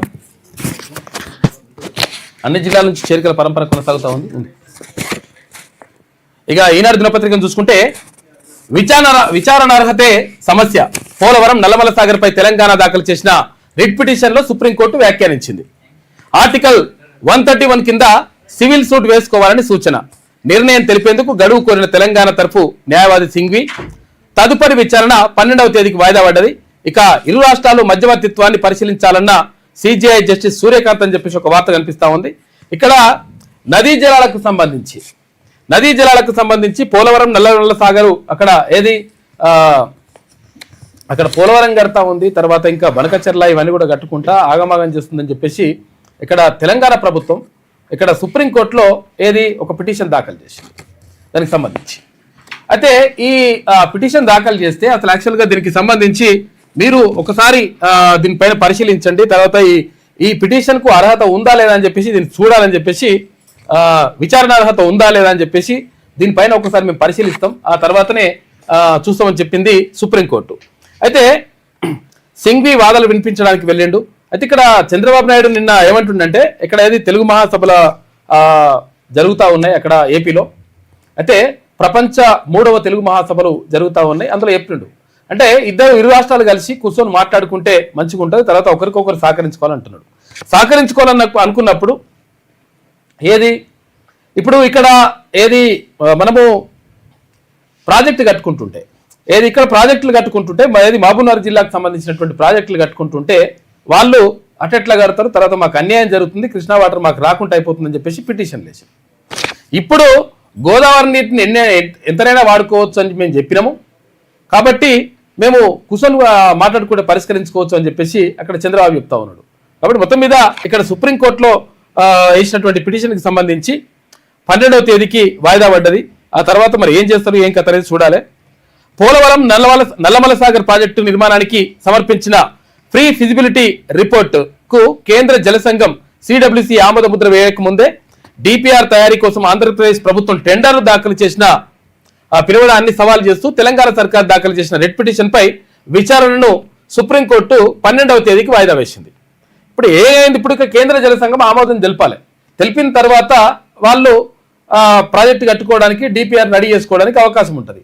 కానీ అక్కడ ఆమోదం తెలపక ముందే డిపిఆర్ రెడీ చేసుకుంటున్నారని చెప్పేసి అక్కడ తెలంగాణ ప్రభుత్వం వాదించింది. అయితే ఇందులో వాదిస్తే అందులో ఏమన్నదంటే ఒకవేళ ఈ పిటిషన్కి విచారణ అర్హత ఉందా లేదా అసలు ఫస్ట్ ఆ విషయం తెలుసుకోండి. తెలుసుకున్న తర్వాత 12వ తేదీకి వాయిదా వేస్తున్నామని చెప్పేసి సుప్రీంకోర్టు చెప్పింది. అయితే సుప్రీంకోర్టు CJI ఇంకొక మాట కూడా ఏం చెప్పిందంటే ఇరు రాష్ట్రాలు ఉన్నటువంటి ఎవరైతే నేతలు ఉంటారో మాట్లాడుకొని సామరస్యంగా సమస్య పరిష్కరించుకుంటే బాగుంటుందనే విషయం కూడా అని చెప్పిండు. ట్రైబ్యునల్ తీర్పును ఏపీ ఉల్లంఘించిందని చెప్పేసి సింఘ్వి వాదించిండు. ఇరు రాష్ట్రాల మధ్య సమస్యల పరిష్కారానికి కేంద్ర ప్రభుత్వం ఏర్పాటు చేసిన కమిటీ ముందుకెళ్లి తెలంగాణ సమస్య చెప్పుకోండి, ప్రస్తుత పరిస్థితుల్లో ఆంధ్రప్రదేశ్ను నిర్వహించడానికి సుప్రీంకోర్టును ఆశ్రయించడానికి మించిన మార్గం లేదనుకుంటే సివిల్ సూట్ దాఖలు చేయండి. ఇట్లా డైరెక్ట్ కాకుండా సివిల్ సూట్ ఏమన్నదంట. అవసరమైతే అందులో మహారాష్ట్రతో పాటు ఇతర రాష్ట్రాలను పార్టీలుగా చేర్చండి. మిగతా ఎవరైతే పైన ఉన్నటువంటి రాష్ట్రాలు ఉంటాయి కదా ఆ రాష్ట్రాలను కూడా పార్టీలుగా చేర్చి అందరు కలిసి మాట్లాడండి అని చెప్పింది సుప్రీంకోర్టు. కేంద్ర ప్రభుత్వం ఏర్పాటు చేసిన కమిటీ నిర్ణయాలు, సిఫారసులు, అనుమతుల కోసం ఎదురు చూడకుండానే ఆంధ్రప్రదేశ్ ముందుకెళ్లి ప్రజాధనాన్ని వృధా చేసుకుంటే ఎవరేం చేయగలరు? ఒకవేళ కేంద్ర జల సంఘం అనుమతి లేకుండానే ఒకవేళ ప్రాజెక్టు కట్టుకుంటే, ఒకవేళ తర్వాత వద్దని చెప్తే వాళ్ళ ప్రజాధనాన్ని అంటే పబ్లిక్ పైసలని మొత్తం డబ్బులన్నింటిని కూడా వేస్ట్ చేసినట్టు అయిపోతుంది. దానికి ఎవరు ఏం చేయలేరు, ఆపొచ్చు అని చెప్పింది. కాబట్టి ఈ విషయంలో అత్యవసరతను దృష్టిలో ఉంచుకొని పనులు ఆపాలన్న తెలంగాణ విజ్ఞప్తిపై కమిటీ జోక్యం చేసుకోవచ్చు అని కూడా సుప్రీంకోర్టు చీఫ్ జస్టిస్ సూర్యకాంత్ కూడా చెప్పిండు. మొత్తం మీద 12వ తేదీకి అంటే ఇవాళ ఎంత 6వ తారీఖు అంటే 12వ తేదీకి వాయిదా పడ్డది. దానికి నదీ జలాలకు సంబంధించి, తర్వాత కొత్త ప్రాజెక్టులకు సంబంధించి కలిసి ఎదుగుదాం. ఇక్కడ ఏపీ ముఖ్యమంత్రి చంద్రబాబు అంటున్నాడు. తెలుగు మహాసభల పోస్టర్ కవర్ ఆవిష్కరిస్తున్న ఏపీ సీఎం చంద్రబాబు. చిత్రంలో గదల్ శ్రీనివాస్, జస్టిస్ బులుసు శివశంకర్ రావు, అశోక్ గజపతిరాజు, పెమ్మసాని చంద్రశేఖర్, అయ్యన్న పాత్రుడు వీళ్ళందరూ కూడా పాల్గొన్నారు. తెలుగు రాష్ట్రాల మధ్య విద్వేషాలొద్దు, పరస్పర సహకారంతో ప్రపంచంలోనే నెంబర్ వన్ జాతిగా మారాలి. ప్రపంచ తెలుగు మహాసభల్లో ఏపీ సీఎం చంద్రబాబు పిలుపు. గోదావరి నీటిని తెలంగాణ ఎంత వాడుకున్నా అభ్యంతరం లేదని చెప్పేసి చెప్పిండు. గోదావరి నీటిని వాడుకున్న అభ్యంతరం లేదని చెప్పిండ్రు. తర్వాత మనకోటి ఏంటంటే ఇక్కడ కృష్ణా నీటికి సంబంధించి మాత్రం మొత్తం కూడా మేము 100% అడ్డుకుంటామని చెప్పేసి ఇది ఇంతకుముందే అడ్డుకట్ట కూడా వేసిండ్రు. తెలుగు రాష్ట్రాలు రెండు కలిసి సాగాలని, ఒకరికొకరు సహకరించుకుందామని, ఎలాంటి విద్వేషాలు లేకుండా కలిసి నడుద్దామని, ప్రపంచంలోనే అత్యున్నత జాతి స్థాయికి ఎదుగుదామని ఏపీ ముఖ్యమంత్రి చంద్రబాబు పిలుపునిచ్చారు. ఇక గుంటూరులో 3వ ప్రపంచ తెలుగు మహాసభల ముగింపు కార్యక్రమంలో వేడుకల్లో భాగంగా సోమవారం నిర్వహించిన సభలో ఆయన మాట్లాడారు. మదరాసి నుంచి తెలుగు జాతిగా గుర్తింపు తెచ్చుకున్నప్పటికీ ఆ ప్రపంచంలోనే తెలుగువారు గొప్పగా ఎలా ఎదిగారో, సైబరాబాద్ ఐటీ విప్లవం ప్రపంచంలో మన స్థానాన్ని ఎలా నిలబెట్టిందో వివరించారు. మొత్తం మీద నిన్న ఇరు రాష్ట్రాలు కలిసి మాట్లాడుకుందాం, కలిసి అభివృద్ధి చెందామని చెప్పేసి మాట చెప్పిండు అక్కడ ఏపీ ముఖ్యమంత్రి చంద్రబాబు. అయితే మరి కలిసి నడుద్దాం అంటున్నారు. తర్వాత కొన్ని విషయాల్లో మరి అడ్డుపుల్లటిని ఎందుకు ఇస్తున్నారని చెప్పేసి తెలంగాణ నాయకులు కొంతమంది ప్రశ్నిస్తా ఉన్నారు. ఇక మాతృభాషలో చదువుకుంటేనే అత్యున్నతంగా రాణిస్తారని చెప్పేసి చంద్రబాబు అంటున్నారు. సాంకేతికత సాయంతోనూ భాషను కాపాడుకోగలం. ఈనాడుతో తెలుగు భాష అభివృద్ధికి రామోజీరావు చేసిన కృషిని జాతి మరవదని చెప్పేసి చంద్రబాబు అంటున్నాడు. ఇక 16 అణాల తెలుగుకు 16 సూత్రాలతో పట్టం కడదామని చెప్పేసి మాజీ ఉపరాష్ట్రపతి వెంకయ్య నాయుడు అంటున్నారు. తెలుగు భాష రక్షణకు పోరుబాట జస్టిస్ ఎన్వి రమణ చెప్తున్నాడు. అంటే అసలు యాక్చువల్గా తెలుగు భాష రక్షణకు పోరుబాట వేయాల్సిన అవసరం ఎందుకు వచ్చింది అంటే, ఏదైతే అన్నం పెట్టినటువంటి భాష ఏదైతే ఉందో ఆ భాష మనకు వద్దనుకుంటున్నాం. అంటే ఉపాధి అవకాశాలు తెలుగు నేర్చుకోవడం వల్ల, తెలుగు భాషలో విద్య అభ్యసించడం వల్ల ఉపాధి అవకాశాలు దొరకైనటువంటి ఒక భావానికి వెళ్ళిపోతా ఉన్నారు తల్లిదండ్రులు. దీంతో తమ పిల్లలని తెలుగు మాతృభాషలో చదివించడానికి వాళ్ళు ఇష్టపడడం లేదు. కాబట్టి దానిపైన ప్రత్యేకంగా ప్రభుత్వాలు దృష్టి పెట్టాలి. ఎందుకంటే తెలుగు మాట్లాడే వాళ్ళకు, తెలుగు భాష నేర్చుకున్న వాళ్ళకు, తెలుగులో ప్రావీణ్యం ఉన్న వాళ్ళకు ఉద్యోగ అవకాశాలు వస్తాయనేటువంటి ఒక నమ్మకాన్ని కలిగిస్తే తప్పకుండా తెలుగు భాష నేర్చుకుంటారనేటువంటి మాట కూడా చెప్పిండు జస్టిస్ ఎన్వి రమణ. ఇక పూలే జీవితం స్ఫూర్తిదాయకం అని చెప్పేసి సీఎం అన్నారు. నిన్న సినిమాకు పోయారు. ఎవరు? నిన్న అసెంబ్లీ నుంచి ముఖ్యమంత్రి రేవంత్ రెడ్డి, తర్వాత మంత్రులు, తర్వాత కొంతమంది కలిసి ఎమ్మెల్యేలు కలిసి ఇక్కడ సినిమాకు పోయారు. ఏం సినిమా అంటే పూలే సినిమా. అది హిందీలో ఉండే, తర్వాత దాన్ని తెలుగులోకి అనువాదం చేసిండ్రు. ఆ సినిమాకి నిన్న పోయి ఆ సినిమా చూసిండ్రు. అంటే అప్పుడు మహాత్మా జ్యోతిబా పూలే, తర్వాత సావిత్రిబాయి పూలే ఇద్దరు చేసినటువంటి కృషి, అంటే 18వ శతాబ్దంలో వాళ్ళు పడినటువంటి పాటలు, అంటే అక్కడ సమాజంలో ఉన్నటువంటి అసమానతలు, తర్వాత చదువుకోవడానికి కింది వర్గాలకు అవకాశం లేకుండా చేయడం, తర్వాత స్త్రీలను విద్యకు దూరం చేయడం లాంటివి చేసిండ్రు. అవన్నీ కూడా అవహేళనన్నింటిని కూడా ఎదుర్కొని ఎట్లా ముందుకెళ్ళిండ్రు. తర్వాత ఈ సమాజానికి అంటే కింది స్థాయి వర్గాలకు వాళ్ళు ఎట్లా సేవలు చేసిండ్రు, తర్వాత ఈ కింది వర్గాలు అభివృద్ధి చెందడానికి వాళ్ళు ఎంత ప్రయత్నం చేసిండ్రు అనేటువంటి విషయానికి సంబంధించి పూలే అనేటువంటి సినిమా నిన్న వాళ్ళు చూసిండ్రు. చూసి పూలే జీవితం స్ఫూర్తిదాయకం అని చెప్పేసి సీఎం రేవంత్ రెడ్డి మంత్రులతో కలిసి సినిమాను వీక్షించిన రేవంత్ రెడ్డి అసెంబ్లీ నుంచి ప్రసాద్ ల్యాబ్స్కు ఆర్టీసీ బస్సులో పోయారు. నిన్న సామాజిక సంస్కర్తలు జ్యోతిరావు పూలే, సావిత్రిబాయి దంపతుల జీవితాలు, వారి సేవా గుణం నేటి తరానికి స్ఫూర్తిదాయకమని సీఎం రేవంత్ రెడ్డి అన్నారు. కుల వివక్ష నిర్మూలన, మహిళా విద్య కోసం ఆ దంపతులు ఎదుర్కొన్న సవాలును పూలే సినిమాలో కళ్ళకు కట్టినట్టు చూపించారన్నారు. మహాత్మా జ్యోతిరావు పూలే జీవితం ఆధారంగా అనంత్ మహాదేవన్ తెరకెక్కించిన హిందీ చిత్రమే పూలే అని చెప్పేసి పూలే చిత్రాన్ని వీక్షించేందుకు అసెంబ్లీ నుంచి ప్రసాద్ ల్యాబ్స్ కు వీళ్ళందరూ కూడా పోయిన నిన్న.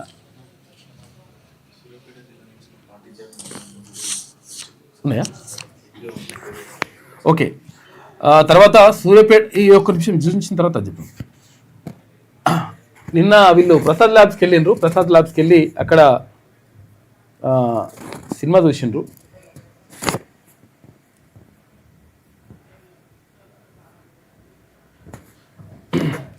ఆర్టీసీ బస్సులో పోయినరు. ఎలక్ట్రిక్ బస్సు ఉంటుంది కదా, ఎలక్ట్రిక్ బస్సులో పోయినరు. పోయి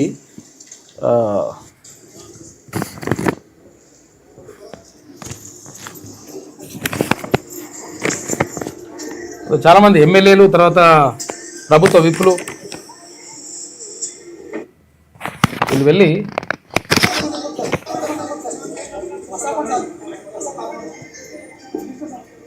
మంత్రులు ఉన్నారు, ఎమ్మెల్యేలు ఉన్నారు, ముఖ్యమంత్రి ఉన్నాడు.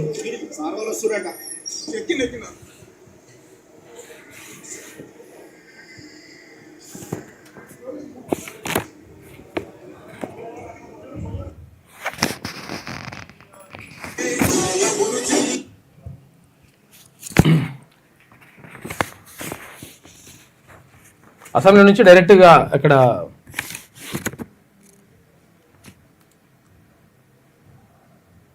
ప్రసాద్ ల్యాబ్స్కి వెళ్ళారు. వెళ్ళి అక్కడ సినిమా చూసిండ్రు అనమాట. పూలే సినిమాని.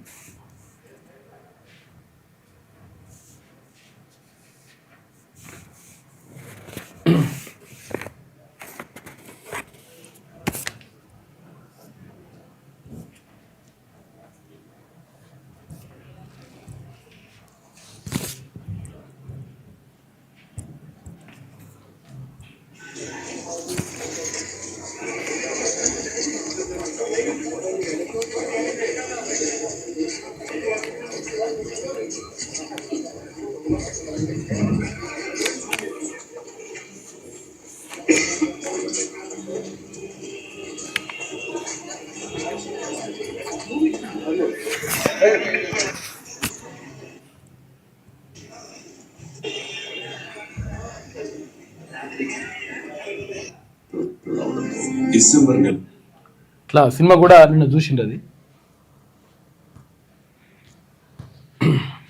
తర్వాత ఇక్కడ ఏది సూర్యాపేట జిల్లా నుంచి తెలంగాణ రాజ్యాధికార పార్టీలో చేరికలు కొనసాగినాయి. దానికి సంబంధించినటువంటి దానికి సంబంధించి మనం ఒకసారి చూద్దాం. ఇవాళ తెలంగాణ రాష్ట్రంలో ఉవ్వెత్తున సాగుతున్నటువంటి ఈ బీసీ ఉద్యమం, అలాగే ఈ ఉద్యమానికి నాయకత్వం వహిస్తున్నటువంటి బీసీ సోదరులు, అలాగే తెలంగాణ రాజ్యాధికార పార్టీ, ఈ సమూహం అంతా మరింత బలపడే దిశగా ఇవాళ సూర్యాపేట జిల్లా నుంచి వివిధ ముఖ్య నాయకులు మన తెలంగాణ రాజ్యాధికార పార్టీలో చేరబోతా ఉన్నారు. వట్టె జానయ్య గారి సారథ్యంలో, జిల్లా అధ్యక్షులు అంజయ్య గారి నాయకత్వంలో, అలాగే సోదరిమణి నీరజ గారి నాయకత్వంలో ముఖ్య నాయకులు కూడా చేరబోతా ఉన్నారు. వాళ్ళందరికీ కూడా ఇవాళ తెలంగాణ రాజ్యాధికార పార్టీ స్వాగతం పలుకుతూ ఉంది. వాళ్ళ పరిచయ కార్యక్రమాన్ని జానయ్య యాదవ్ గారు చేస్తారు. అన్న నమస్తే. తెలంగాణ రాష్ట్ర వ్యాప్తంగా ఉండబడినటువంటి బీసీ, ఎస్సీ, ఎస్టీ, మైనార్టీ సోదరులందరికీ కూడా నమస్కారం. తెలంగాణ రాష్ట్రంలో మరి మెజారిటీగా ఉండబడినటువంటి ఈ వర్గాలకు రాజ్యాధికారంతో మాత్రమే మన యొక్క హక్కులు కావచ్చు, మన యొక్క తలరాతలు మార్చే అవకాశం ఉంది. మరి 70-80 ఏళ్ళు గడుస్తున్నప్పటికీ కూడా నాటికి గ్రామాల్లో మన మెజారిటీగా ఉండబడినటువంటి ప్రజలందరూ కూడా ఇవాళకి ఇంకా రేషన్ కార్డు, ఇందిరమ్మ ఇల్లు, పెన్షన్ల కోసం అరువులు చేసేటటువంటి పరిస్థితి నుంచి విముక్తి కల్పించాలనేటటువంటి గొప్ప ఆలోచనతో మరి ఏర్పాటు చేసినటువంటి తెలంగాణ రాజ్యాధికార పార్టీలో మరి సూర్యాపేట నియోజకవర్గ వ్యాప్తంగా మరి అనేక మంది మరి తీన్మార్ మల్లన్న గారి నాయకత్వంలో మరి పార్టీలో జాయిన్ అవుతున్నటువంటి సందర్భం. మరి అందులో భాగంగానే ఇవాళ సూర్యాపేట నియోజకవర్గ పరిధిలో ఉండబడినటువంటి పెన్బాడు మండలానికి సంబంధించి ఆ యొక్క అన్నారం బ్రిడ్జి గ్రామానికి సంబంధించినటువంటి మాజీ మార్కెట్ కమిటీ డైరెక్టరు, మన మరి సర్పంచ్గా కూడా స్వల్ప తేడాతోని మరి పోటీ చేసి ఓడిపోయినటువంటి అన్న పెద్దలు మరి మురళి గారిని రావాల్సిందిగా ఆహ్వానిస్తా ఉన్నాం. అదేవిధంగా వారికి సూర్యాపేట జిల్లా పార్టీ అధ్యక్షులు అంజయ్య గారి ఆధ్వర్యంలో స్వాగతం. అదేవిధంగా కాంగ్రెస్ పార్టీకి చెందినటువంటి మరో సీనియర్ నాయకులు అన్న కాంగ్రెస్ పార్టీ ప్రధాన కార్యదర్శి మరి ఆ పార్టీకి రాజీనామా చేసి రంగన్న గారు కూడా తీన్మార్ మల్లన్న గారి ఆధ్వర్యంలో మరి తెలంగాణ రాజ్యాధికార పార్టీలో జాయిన్ అవుతున్న సందర్భంగా వారికి కూడా శుభాకాంక్షలు తెలియజేస్తా ఉన్నాం. అదేవిధంగా యువకుడు మరి ఆ యొక్క మండలంలో యాక్టివ్గా ఉండి మరి అనేక సందర్భాల్లో బీసీ వాదం మీద మాట్లాడేటటువంటి నాయకుడు ఇవాళ మరి మల్లన్న గారి నాయకత్వంలో ఈరోజు పార్టీలో మధు గారు జాయిన్ అవుతున్న సందర్భంగా వారికి కూడా శుభాకాంక్షలు తెలియజేస్తా ఉన్నాం. అదేవిధంగా మరి సూర్యాపేట జిల్లా మహిళా తెలంగాణ రాజ్యాధికార పార్టీ అధ్యక్షురాలుగా బాధ్యతలు చేపట్టి మరి ఇవాళ మల్లన్న గారి నాయకత్వంలో మరొక్కసారి మల్లన్న గారికి పరిచయం అవుతున్న సందర్భంగా మంజులా గౌడ్ గారికి కూడా శుభాకాంక్షలు తెలియజేస్తా ఉన్నాం. ఇవాళ సూర్యాపేటనే కాదు, మొత్తం తెలంగాణ రాష్ట్రం అంతా కూడా బీసీ సమాజం అంతా ఒక్క వేదిక మీదకి వచ్చి మా ఎస్సీ, ఎస్టీ, మైనార్టీ సోదరులందరినీ కలుపుకొని తెలంగాణ రాజ్యాధికార పార్టీ ముందుకు పోతా ఉంది. ఈ పార్టీకి క్లియర్గా ఏమి చేయాలో తెలుసు, ఎప్పుడు చేయాలో తెలుసు. 2028 నాటికి బీసీ ముఖ్యమంత్రిని ఈ గద్దె మీద కూర్చుండబెట్టబోతున్న ఏకైక పార్టీ తెలంగాణ రాజ్యాధికార పార్టీ. ఇది మెజారిటీ ప్రజలైనటువంటి బీసీలకు తరతరాలుగా జరిగినటువంటి అన్యాయాలను ఖడ్గంతో ఖండిస్తూ ఇవాళ అన్ని వర్గాలకు ఎవరెంతో వారికంతా అనేటువంటి నినాదంతో ముందుకు పోతున్నటువంటి పార్టీలో చేరిన నాయకత్వానికి చేరుతున్నటువంటి వాళ్ళందరికీ కూడా మేము స్వాగతం పలుకుతూ వీళ్ళందరూ కూడా శుభాకాంక్షలు తెలియజేస్తా ఉన్నాం. జై బీసీ, జై తెలంగాణ, జై రాజ్యాధికార పార్టీ. ఇది సూర్యాపేట జిల్లాతో పాటు అన్ని జిల్లాల నుంచి కూడా తెలంగాణ రాజ్యాధికార పార్టీలో చేరికల పరంపర కొనసాగుతూ ఉంది. మొత్తం కూడా ఎక్కడికక్కడ చేరుతా ఉన్నారు. ఇక ఇదిలా ఉంటే ఇక ఢిల్లీ అల్లర్ల కేసు నిందితులు ఉమర్ తర్వాత షర్జీల్కు బెయిల్ నిరాకరణ, నేరారోపణలకు ప్రాథమిక ఆధారాలు ఉన్నాయని చెప్పేసి సుప్రీంకోర్టు అంటున్నది. ఇక ఈమె ఏడుస్తున్నది. ఎవరు? నైతికత లేని పార్టీ భరాసా, నాది ఆస్తి పంచాయతీ కాదు ఆత్మగౌరవ పోరాటం అంట. ఎవరు ఆత్మగౌరవం మరి? వ్యక్తిగా వెళ్తున్న రాజకీయ శక్తిగా చట్టసభలకు తిరిగి వస్తా, మండలిలో కవిత భావోద్వేగ ప్రసంగం, వచ్చే ఎన్నికల నాటికి రాజకీయ పార్టీగా జాగృతి ఎదుగుతుందని ఆమె ప్రకటించింది నిన్న. భరాసా 8 పేజీల రాజ్యాంగం ఒక పెద్ద జోక్, ఆ పార్టీలో రాజ్యాంగ స్ఫూర్తి లేదు, నన్ను సస్పెండ్ చేయడానికి రాత్రికి రాత్రే క్రమశిక్షణ చర్యల కమిటీ పుట్టుకొచ్చింది, నైతికత లేని పార్టీలో నేను ఉండను, అది ఆస్తుల పంచాయతీ అని కాంగ్రెస్ అంటోంది, మా కులదైవం లక్ష్మీ నరసింహస్వామి సాక్షిగా నా 2 పిల్లలు పై ప్రమాణం చేసి చెప్తున్నా, నాది ఆస్తుల పంచాయతీ కాదు ఆత్మగౌరవ పోరాటం, ఇక్కడ నుంచి వ్యక్తిగా వెళ్తున్న రాజకీయ శక్తిగా చట్ట సభకు తిరిగి వస్తా, వచ్చే ఎన్నికల నాటికి తెలంగాణ జాగృతి రాజకీయ పార్టీగా ఎదుగుతుందని చెప్పేసి ఆమె చెప్తున్నది. అసలు యాక్చువల్ విషయం ఏంటంటే మంత్రి పదవి ఇస్తారని చెప్పేసి ఆమె బీఆర్ఎస్ నుంచి బయటకు వచ్చేసి ఇట్లా చేస్తుంటే ఇది గమనించినటువంటి వాళ్ళు బయటకు ఎలగొట్టినటువంటిది వాస్తవం. అసలు యాక్చువల్గా జరిగిన కథ ఏంటంటే ఈమె మంత్రి పదవి ఇస్తున్నారు, తర్వాత ఇక్కడ మొత్తం కూడా అక్కడ కాంగ్రెస్ పార్టీకి కోవట్టుగా మారుతుందనేటువంటి ఆరోపణలు ఉన్నాయి.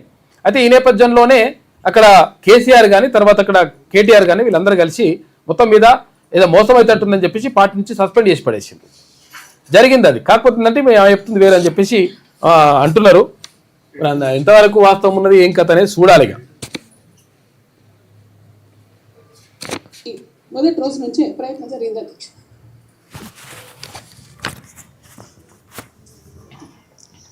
కానీ ఎక్కడ కూడా నేను తెలంగాణ బిడ్డలని తెలంగాణ ప్రజల్ని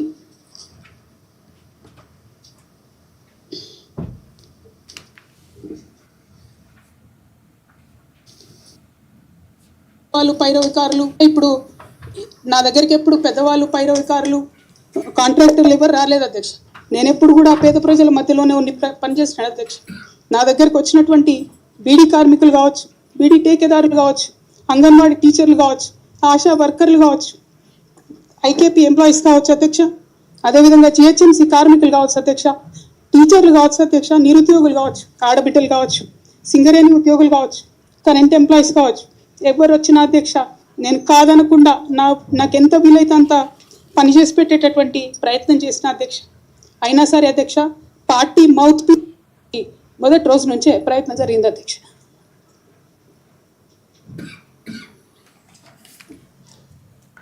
అంటే విషయం ఏంటంటే యాక్చువల్గా ఇంటి పంచాయతీ మళ్ళీ మొత్తం మీద అందరి మీద రుద్ది ఇక అద్భుతం ఏదో చేసినాము, తర్వాత ఏదో మొత్తం ఏదో ఆమె త్యాగం చేసినట్టుగా ఇట్లా అన్ని నడుస్తుంటాయి అనమాట లెక్కలు. మండలిలో మాట్లాడుతూ కన్నీరు పెడుతున్న కవిత.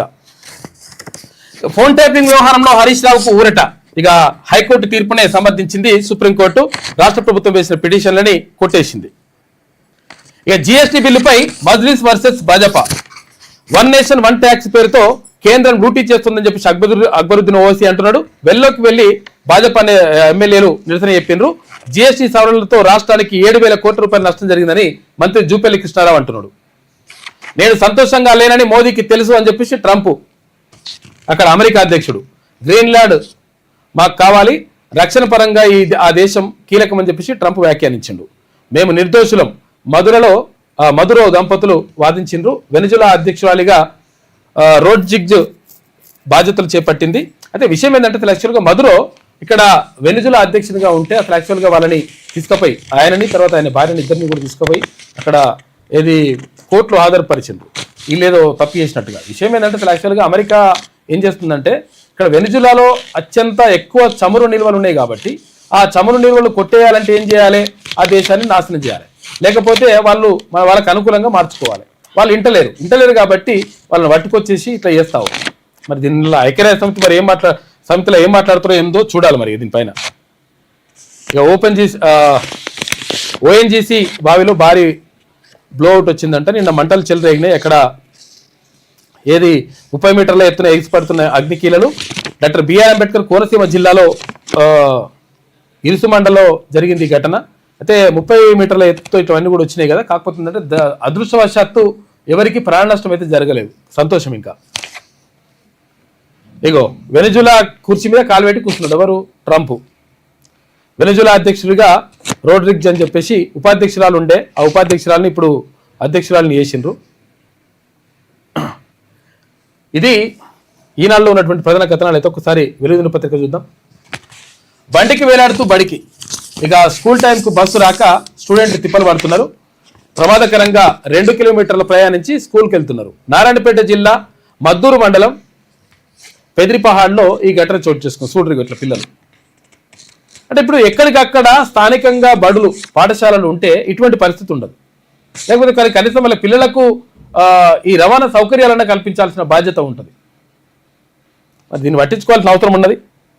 ఇప్పుడు మా ఊరి దగ్గర కూడా, మా దగ్గర కూడా ఏది యాదాద్రి భువనగిరి జిల్లా తర్వాత బొమ్మల రామారం మండలం మల్యాలలో మా దగ్గర కస్తూర్బా స్కూల్ కూడా ఉన్నది. చాలా మంది వేరే వేరే ఊర్ల నుంచి వస్తుంటారు తల్లిదండ్రులు, రావడానికి సరిగా మొత్తం చాలా ఇబ్బంది పడుతున్నారు. రోడ్డు మొత్తం బాగాలేదని చెప్పేసి చాలాసార్లు ఎమ్మెల్యేకి కూడా చెప్పినాం.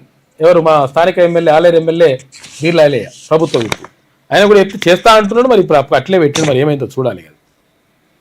నా ఆస్తి గొడవ కాదు ఆత్మగౌరవ పోరాటం అని చెప్పేసి ఈమె చెప్తున్నది. స్వరాష్ట్రంలో మొదటి బతుకమ్మ పండుగ నుంచే నా మీద ఆంక్షలు మొదలైనవి అని చెప్పేసి ఆమె అంటున్నది. విషయం ఏంటంటే ఈ బీఆర్ఎస్ను అంటే టీఆర్ఎస్ను బీఆర్ఎస్గా మార్చడం నాకు అస్సలే ఇష్టం లేదని చెప్పింది. అస్సలే ఇష్టం లేనప్పుడు మరి తెలంగాణ జాగృతిని భారత జాగృతిగా ఎందుకు మార్చినావు అమ్మా అంటే సమాధానం లేదా మా దగ్గర. స్వరాష్ట్రంలో మొదటి బతుకమ్మ పండుగ నుంచే నా మీద ఆంక్షలు మొదలైనాయట. ప్రశ్నించినందుకే పార్టీ నుంచి బయటకు పంపారు. ఎందుకమ్మా ప్రశ్నిస్తే ఏం మరి 15 మంచిగా ఉంటుంది కదా. అధికారంలో ఉన్నప్పుడు మంచిగా ఉన్నది కథ, అధికారం పోయిన తర్వాత మళ్ళీ మెల్లగా బయటకు వచ్చేసింది. ఇప్పుడు అందరికి అన్యాయం జరిగింది. ఇక్కడ ఎవరికి తెలంగాణ అమరవీరులకు అన్యాయం జరిగింది, ఇక్కడ చిన్న బతుకులకు అన్యాయం జరిగింది, ఈ వీళ్ళకి అన్యాయం జరిగిందని ఇప్పుడు మొదలుపెట్టింది అనమాట. కొత్త పంచాది శాసనమండలిలో ఎమ్మెల్సీ కవిత కంటతడి పెట్టుకుందట. నా 2 పిల్లల మీద ప్రమాణం చేస్తున్నా, అది నా ఆస్తుల పంచాయతీ కాదు, ముమ్మాటికి ఆత్మగౌరవ పంచాయతీ అంట. ఆత్మగౌరవం ఎవరి ఆత్మగౌరవం? నీ ఆత్మగౌరవం. ఆత్మగౌరవం ఏమున్నది? నాకు పదవి ఏమంటే ఇయ్యలేదు కాబట్టి ఇక్కడ కాంగ్రెస్ పార్టీలో మంత్రి పదవి తీసుకుందామని వస్తే ఇక ఇట్లా వాళ్ళు ఎలగొట్టిరు, అది కథ. ఇక్కడే పీకినమని జాతీయ స్థాయికి పోవాలి, సూటిగా పీకుడు మాట్లాడుతుంది. ఇటువంటి డైలాగులు. బీఆర్ఎస్ హయాంలో అన్నింటి అవినీతి అని చెప్పేసి ఒకటి, తర్వాత ఒక్క కంపెనీలకే ₹1,00,000 కోట్లకు పైగా పనులు. మరి ఇవన్నీ జరుగుతుంటే ఈ ఏం చేయాలంటే అసలు యాక్చువల్గా ఈ కల్వకుంట్ల కవిత చెప్పినటువంటి విషయాలు ఏవైతే ఉంటాయో, ఏవైతే అవినీతి ఆరోపణలు ఉంటాయో వీటన్నిటిపైన సిబిఐ విచారణ జరిపించాలి. తర్వాత అసలు యాక్చువల్గా ఏసీబీ కూడా అంటే మొత్తం కూడా దీని మీద విచారణ జరిపించి అసలు యాక్చువల్గా ఈ మరి ఎన్ని లక్షల కోట్ల రూపాయలు ఆగమైనాయి, మరి ఎవరెవరు అవినీతి చేసిండ్రు, ఆమె దగ్గర ఫుల్ డేటా ఉన్నది. మరి ఆ డేటా తీసుకొని ప్రత్యేకంగా విచారిస్తే మొత్తం తేలిపోతుంది లెక్క. ఆ విషయాలకైతే 100% ఉపయోగపడుతుంది ఆమె. ఒక కంపెనీలకే ₹1,00,000 కోట్లకు పైగా పనులు ఇచ్చిరట. ఎవరికి? మెగా కంపెనీకి. ఇక వ్యక్తిగా వెళ్తున్నా శక్తిగా తిరిగి వస్తాడట. ఏడిగొస్తుంది శక్తిగా. అమెరికాలో యాక్సిడెంట్ అయింది, పాపం తెలుగు దంపతులు చనిపోయినరు. అమెరికాలో వాషింగ్టన్లో జరిగినటువంటి రోడ్డు ప్రమాదంలో ఏపీలోని పాలకొల్లుకు చెందిన కృష్ణకిషోర్, ఆయన భార్య ఆశ మృతి చెందారు. గాయపడ్డ కుమార్తె ఆసుపత్రిలో చికిత్స పొందుతున్నట్టు పాపం. ఇక చైల్డ్ పోర్ను చూస్తే అరెస్టే. చైల్డ్ పోర్నోగ్రఫీపై Telangana cyber security bureau special focus పెట్టింది. ఆన్లైన్లో చిన్నారుల అశ్లీల వీడియోలు బ్రౌజింగ్ చేసినా, డౌన్లోడ్ చేసి స్టోర్ చేసుకోవడంతో పాటు ఇతరులకు షేర్ చేసినా ట్రేస్ చేసి పట్టుకుంటున్నది. మంచిగా ఉన్నది, మీరు పట్టుకుంటారు, మంచిగా ఉన్నది. చిన్నపిల్లలు ఇట్లా చేయడం తప్పు, యాక్చువల్గా చూడకూడదు, మంచిగా ఉన్నది. కానీ చూడడం తప్పు అంటారు కానీ మరి అలా పెట్టినోడి కథ ఏంది? తర్వాత యాక్చువల్గా దాంట్లో ఉండకుండా చేస్తే అయిపోతుంది కదా. ఇప్పుడు అందులో వెబ్సైట్లో పెడుతుంటే ఆ పెట్టిన వాటిపైన ఆంక్షలు విధించాలి, తర్వాత దాన్ని బ్యాన్ చేసి పడేసేయాలి కదా. ఈ చూడడం తప్పే, 100% వీళ్ళు శిక్షించాల్సిందే. కానీ మరి పెట్టకుండానే చూసుకుంటే ఈ చూడడం ఉండదు కదా లెక్క. దాని మీద కూడా మరి ఫోకస్ పెడితే మంచిగా ఉంటుంది. సముద్ర ప్రతాప్ నౌక జలప్రవేశం చేసింది. భారత తీర రక్షణ దళానికి చెందిన మొదటి స్వదేశీ కాలుష్య నియంత్రణ నౌక సముద్ర ప్రతాప్ జలప్రవేశం చేసింది. రక్షణ మంత్రి రాజ్నాథ్ సింగ్ సోమవారం గోవాలో ఈ నౌకను ప్రారంభించారు. ఈ నౌక తయారీలో 60% భాగాలు దేశీయంగా ఇక్కడనే తయారు చేసినాయట.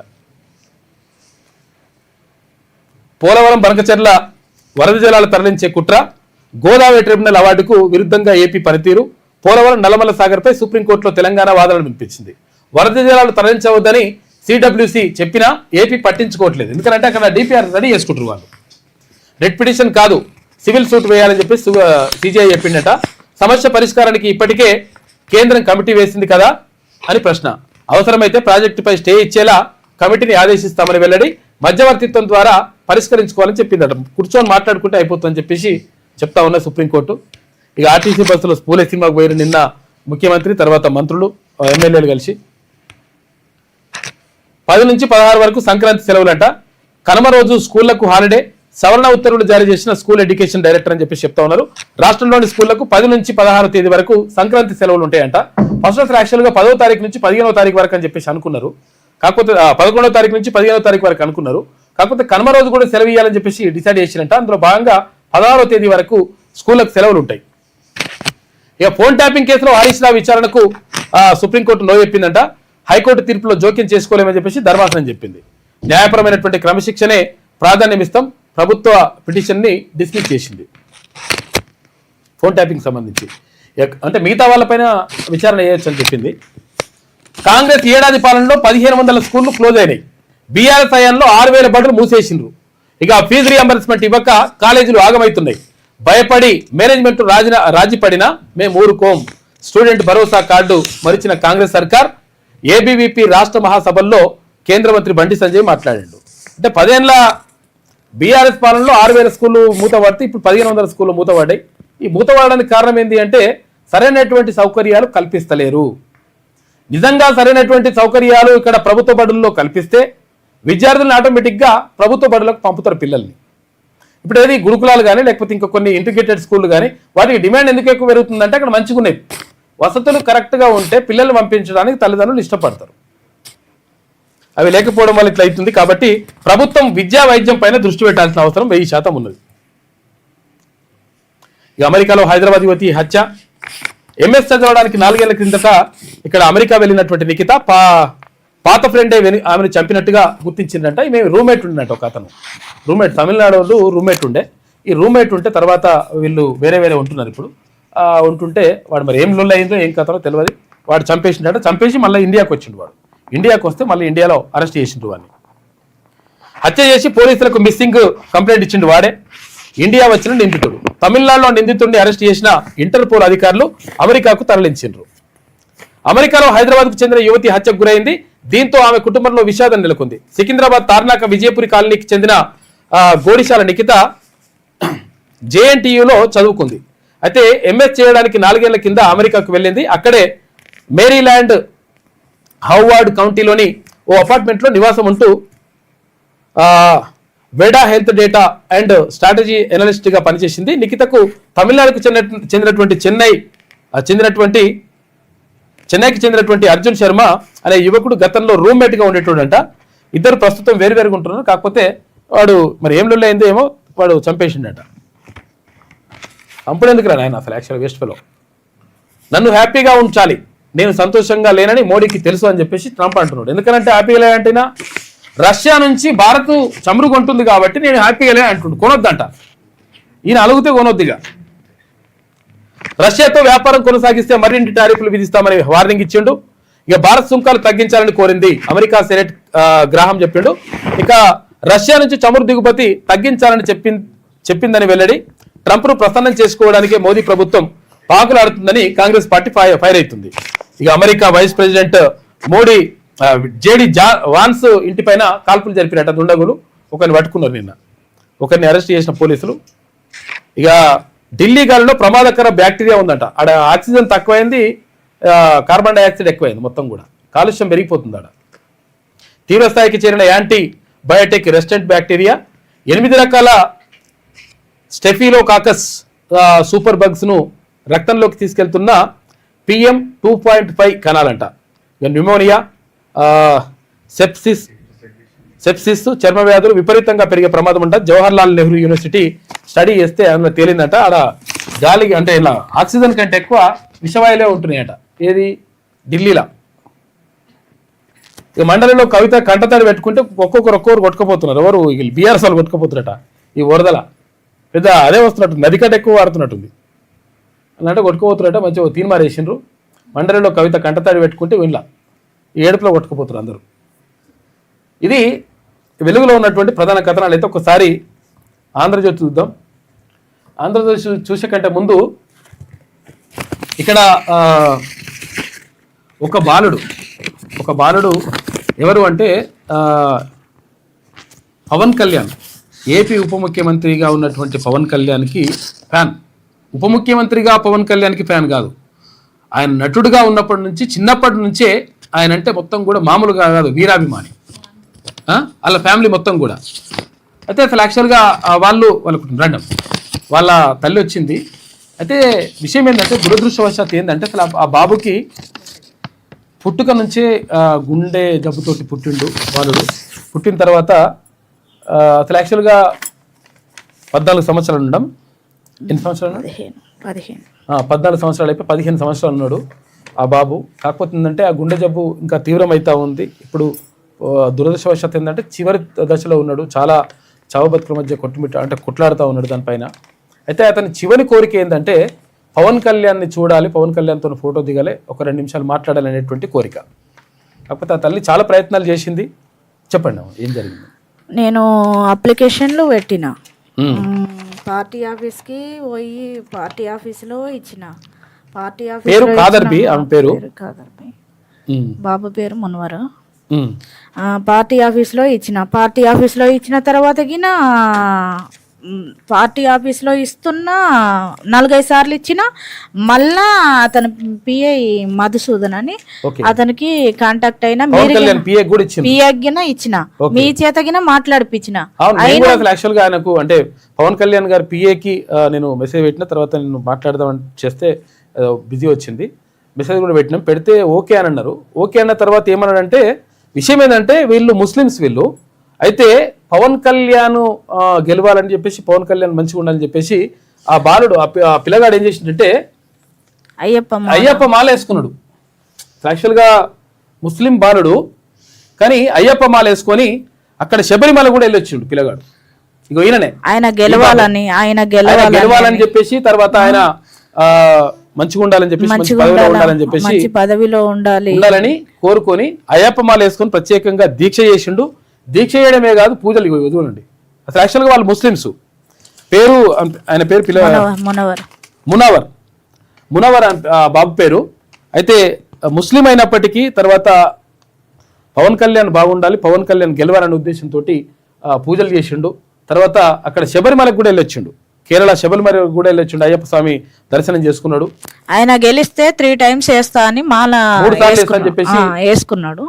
2వ అయిపోయింది, ఇది 3వసారి ఇంకా హెల్త్ ప్రాబ్లం ఇచ్చింది. హెల్త్ సహకరిస్తలేదు పాపం. ఇప్పుడు 3వసారి ఆయన కోసం, ఆయన హెల్త్ బాగున్నా బాగలేకపోయినా వద్దు అని చెప్తున్నా వినకుండా, నా ప్రాణం కంటే ఎక్కువ కాదమ్మా, ఆయన ఎంతో మందికి సాయపడేటోడు, ఆయన కోసం మనము పూజలు చేయాలని నా చేత దుర్గమాల వేయించిండు.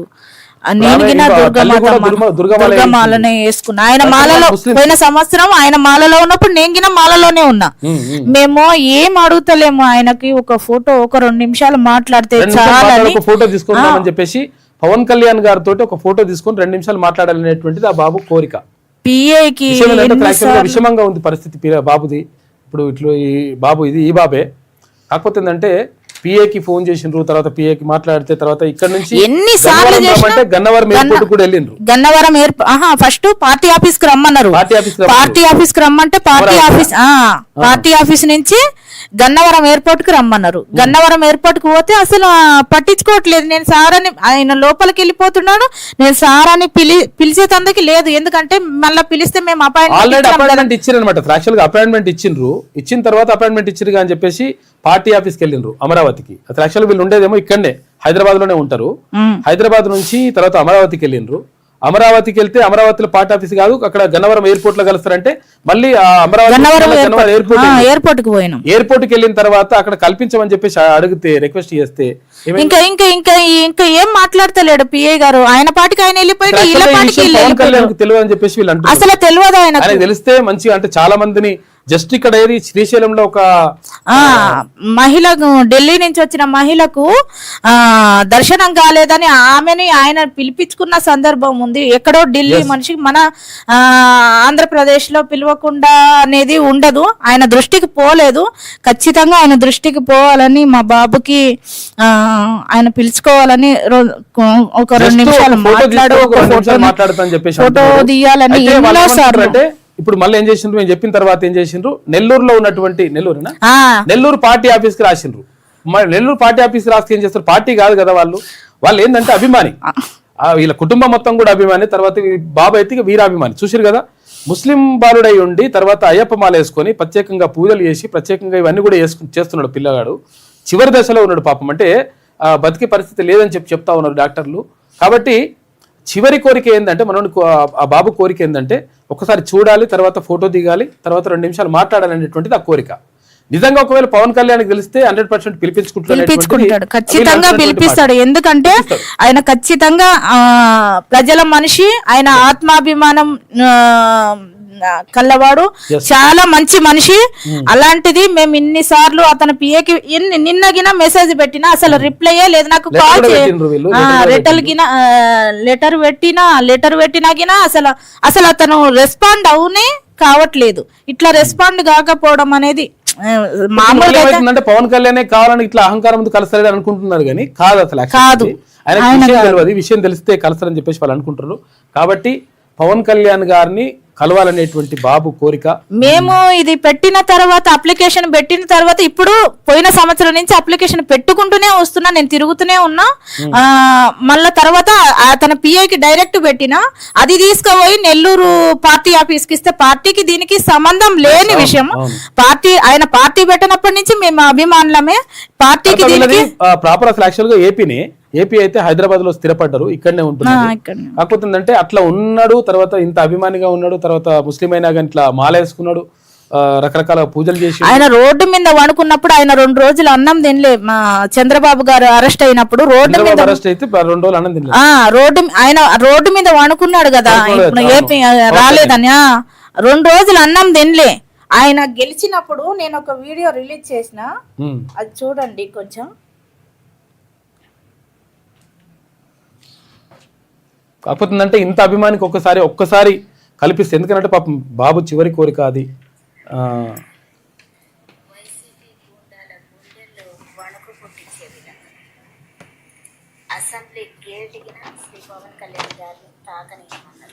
ఓకే, అలాంటిది ఘన విజయంతో అసెంబ్లీలోకి ప్రజలే ఆహ్వానించారు. దేవుడు రూమ్ లోనే ఈ రకరకాల జరుగుతుంటే ఇవన్నీ కూడా పాపం తల్లి ఏడ్చింది, తర్వాత అంతా అభిమానులు, వీరాభిమానులు వీళ్ళు. కాబట్టి ఒక్కసారి పవన్ కళ్యాణ్ ని కల్పించండి, తర్వాత ఒక్కసారి ఫోటో దిగాలి, ఒక 2 నిమిషాలు మాట్లాడాలనేటువంటిది. అదే పవన్ కళ్యాణ్ ఫోటో పెట్టుకొని ఎట్లా చేస్తుంటాడు. కాబట్టి ఒక్కసారి కల్పించాలని చెప్పేసి ఆ తల్లి కోరుతా ఉంది. నేను కూడా ఒకసారి మాట్లాడతాను, మళ్ళీ ఒకసారి మాట్లాడతాను.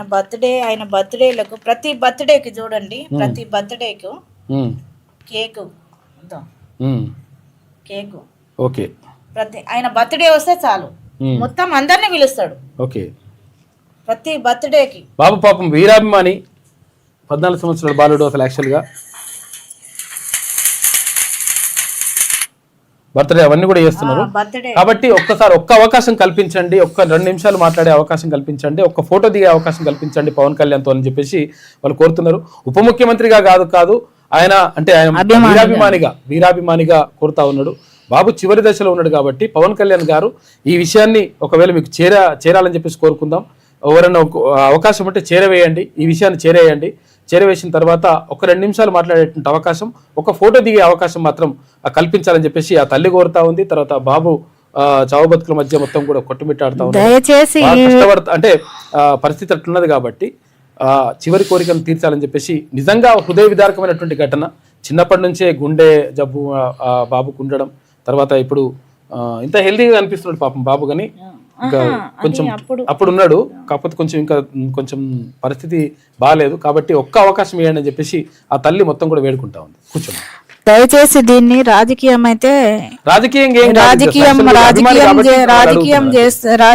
చేస్తున్నారు. ఇది రాజకీయం చేయొద్దు ఖచ్చితంగా. రైట్, కూర్చోండి. ఇక ఫోన్ ట్యాపింగ్ కేసులో హరీష్ రావుకు ఊరట. ఆయనను విచారించేందుకు అనుమతికి సుప్రీంకోర్టు నిరాకరించింది. ఇక బీఆర్ఎస్ కు నైతికత లేదని చెప్పేసి ఎవరు కల్వకుంట్ల కవిత అంటున్నది, ఈమెకు నైతికత ఉందని చెప్పేసి అంటున్నది. ఇక నేను సంతోషంగా లేనని మోడీకి తెలుసని ఇక్కడ ఎవరు అమెరికా అధ్యక్షుడు ట్రంప్ అంటున్నాడు. నన్ను సంతోషపెట్టేందుకు భారత్ ప్రయత్నిస్తోంది, కానీ రష్యా నుంచి చమురు కొనుగోలును ఇలాగే కొనసాగిస్తే భారత్పై టారిఫ్లు పెంచేస్తా. ఇక అమెరికా భద్రత కోసం మాకు గ్రీన్లాండ్ కావాలి ట్రంప్ అంటున్నాడు. ఇక గ్రీన్లాండ్ పై పెత్తనం కుదరదు అని చెప్పేసి డెన్మార్క్ ప్రధాని అంటున్నాడు.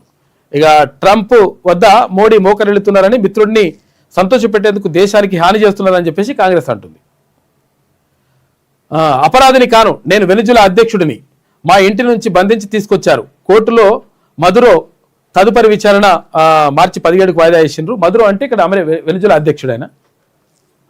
మాకు సహకరించకుంటే మదురో కంటే దారుణమైన గతి పట్టిస్తాం. వెనిజులా కొత్త అధ్యక్షురాలు రోడ్రిగ్జ్ను ట్రంప్ హెచ్చరించిందట. ఇక రాజీనామా చేస్తానని చెప్పేసి ఏమంటే రాజీనామాపై పునరాలోచించుకోండి అని చెప్పేసి కవితకు మండలి చైర్మన్ గుత్తా సుఖేందర్ రెడ్డి సూచన చేసిండట. కూర్చొని మాట్లాడుకోండి, గోదావరి జిల్లాల వివాదాన్ని మధ్యవర్తిత్వంతో పరిష్కరించుకోవాలని చెప్పేసి సూచించింది supreme court.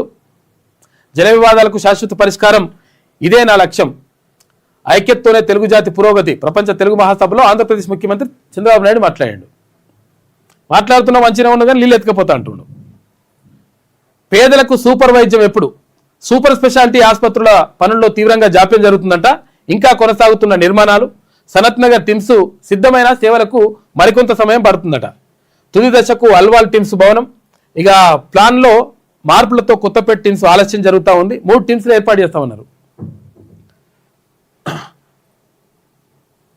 Telangana institute of medical sciences ఇక వరంగల్ మల్టీ సూపర్ స్పెషాలిటీకి మరో 6 నెలలు పడతాయట. కాబట్టి మెల్లమెల్ల నడుస్తున్నాయి. కాబట్టి ఎప్పుడై పూర్తి అవుతుంది, ఎప్పుడు వీళ్ళకు వైద్య సేవలు అందుతాయని చెప్పేసి అడుగుతా ఉన్నారు. పూలే దంపతుల జీవితం నేటి తరానికి స్ఫూర్తిదాయకం. కుల నిర్మూలనకు తర్వాత మహిళా విద్యకు వారి పోరాటం అద్భుతం అని చెప్పేసి సీఎం అంటున్నాడు. మంత్రులతో కలిసి పూలే సినిమాను చూసిన రేవంత్ రెడ్డి ఆర్టీసీ బస్సులో సినిమాకి వెళ్ళిరు నేతలు. ఇక పైరసీ భూతంపై సమరం, తెలుగు సినిమాలను రక్షించేందుకు తెలంగాణ పోలీస్ తర్వాత టీఎస్సీసీ ఉమ్మడి పోరు, సాంకేతిక వ్యవస్థ ఏర్పాటుకు ఎంఓయూ కుదుర్చుకున్నట. డీజీపీ నిర్మాత సురేష్ బాబు సంతకాలు పెట్టిండ్రు. ఇక పైరసీ నెట్వర్క్లు డిజిటల్ ప్లాట్ఫామ్లపై ఇక మీదట నిరంతర పర్యవేక్షణ ఉంటుందట. మంచిగా ఉంటుంది పర్యవేక్షణ. ఇష్టం వచ్చినట్టుగా టికెట్ రేట్ వేసేట దాన్ని కూడా చెప్పాలి. మళ్ళీ దీని మీద కూడా ఏది. బంగ్లాదేశ్లో మరో హిందూ దారుణ హత్య. ఇక తుపాకీతో కాల్చి చంపిన దుండగుడు, మృతుడు జర్నలిస్ట్ అంట. హిందూ వితంతువుపై గ్యాంగ్ రేప్ చేసిండట. చుడుకు చెట్టుకు కట్టేసి జుట్టు కత్తిరించి చూడు కొడుకులను. అసలు యాక్చువల్గా నిజంగా బంగ్లాదేశ్ ఇటువంటి జరుగుతూ ఉంటే కొంతమందిగా సోకాళ్ళ వాళ్ళు ఉంటారు, వాళ్ళు సప్పుడు చేయరు. అమెరికాలో హైదరాబాద్ యువతి దారుణ హత్య, కత్తితో ఒడిచి నిఖితను హత్య చేసిన మాజీ రూమ్మేట్ అర్జున్ శర్మనట. అనంతరం భారత్కు పారిపోయి వచ్చిన నిందితుడు తమిళనాడులో అరెస్ట్ చేసినట్ట ఇంటర్పోల్ అధికారులు. ఇది ఆంధ్రజ్యోతిలో ఉన్నటువంటి ప్రధాన కథనాలు అయితే ఒకసారి శనార్థి చూద్దాం. బియ్యం ఉత్పత్తిలో భారత్ నెంబర్ 1, చైనాను దాటి అగ్రస్థానంలోకి 150.18 మిలియన్ టన్నుల బియ్యం ఉత్పత్తి చేసిన భారత్ ప్రపంచంలోనే అతిపెద్ద బియ్యం ఉత్పత్తిదారుగా గుర్తింపు. దిగుబడి పెంచే విత్తనాలు అభివృద్ధిలోనూ కీలక ముందడుగు, కేంద్ర వ్యవసాయ శాఖ మంత్రి శివరాజ్ సింగ్ చౌహాన్ అంటున్నాడు. బీసీలకు కేటాయింపులు కొండంతా, ఖర్చు మాత్రం గోరంతా. ఇందాక చెప్పిండుగా తీర్మానం వలన అది కథ లెక్క. కానీ 2426 కోట్ల రూపాయలు ఖర్చు చేశారు. మరో 2 నెలల్లో బడ్జెట్ పూర్తి కానుంది. 10 నెలలు అవుతుంది ఇక బడ్జెట్ పెట్టి. 11,400 కోట్లు పెడతామని చెప్పిండ్రు. లాస్ట్కి వస్తే ఖర్చు చేసింది 2,000 కోట్లు. దానికి ఉన్న లెక్క. 2025-26 బడ్జెట్లోనూ 11,500 కోట్ల రూపాయలు ప్రతిపాదించారు. మరి మిగిలిన 9,000 కోట్ల రూపాయలు ఎప్పుడు ఖర్చు చేస్తారు? బీసీ విద్యార్థుల స్కాలర్షిప్ల కోసం 1908 కోట్ల రూపాయలు ఎస్టిమేట్ చేసిండ్రు. అయితే కానీ 365 కోట్లే ఖర్చు పెట్టారు. సంక్షేమ హాస్టళ్ల విద్యార్థుల పౌష్టికాహారం కోసం బడ్జెట్లో 435 కోట్ల రూపాయలు ప్రతిపాదించారు. పెట్టిన ఖర్చు మాత్రం 315 కోట్లే. బీసీ స్టడీ సర్కిళ్ల పరిస్థితి మరీ దారుణం. బీసీ స్టడీ సర్కిళ్లు 50 కోట్లు కేటాయించి 4 లక్షలే ఖర్చు చేశారు. చూడ్రిగా ఏడుంటుంది లెక్క. బీసీల జీవనోపాధి కోసం కేటాయించిన కేటాయింపులు 4,622 కోట్లు, చేసిన ఖర్చు మాత్రం 201 కోట్లు. ఇక రాజీవ్ యువ వికాసం తర్వాత బీసీ కుల భవనాల నిర్మాణంలో ఇదే దుస్థితి. రాష్ట్రం ఏర్పడి 10 ఏళ్ళు అవుతున్నా బీసీ స్థితిగతులు మాత్రం మారలే. 12 ఏళ్ళు అవుతున్నా కానీ. ఇక టీఆర్పీ చీఫ్ శాసన మండలి సభ్యులు తీర్మానం వలన అడిగితే ప్రశ్న అడిగితే జవాబు చెప్తే ఇట్లున్నాయి కథలు లెక్కలు. అమెరికా ఉపాధ్యక్షుడి ఇంటిపై కాల్పులు జరిపినరు. ఇక ఓహియో రాష్ట్రం సిన్సినాటి నగరంలో ఘటన జరిగింది. మిగిలింది 6 కేంద్ర కమిటీ సభ్యులే. ఎవరు? మావోయిస్టులు. గణపతి, దేవ్జీ, మల్లా రాజిరెడ్డి తర్వాత మరో ముగ్గురే కీలకం. పార్టీని కోలుకోలేని దెబ్బతీసిన నంబాల, కట్టా రామచందర్ రెడ్డి, గోసా, హిడ్మా ఎన్కౌంటర్లు.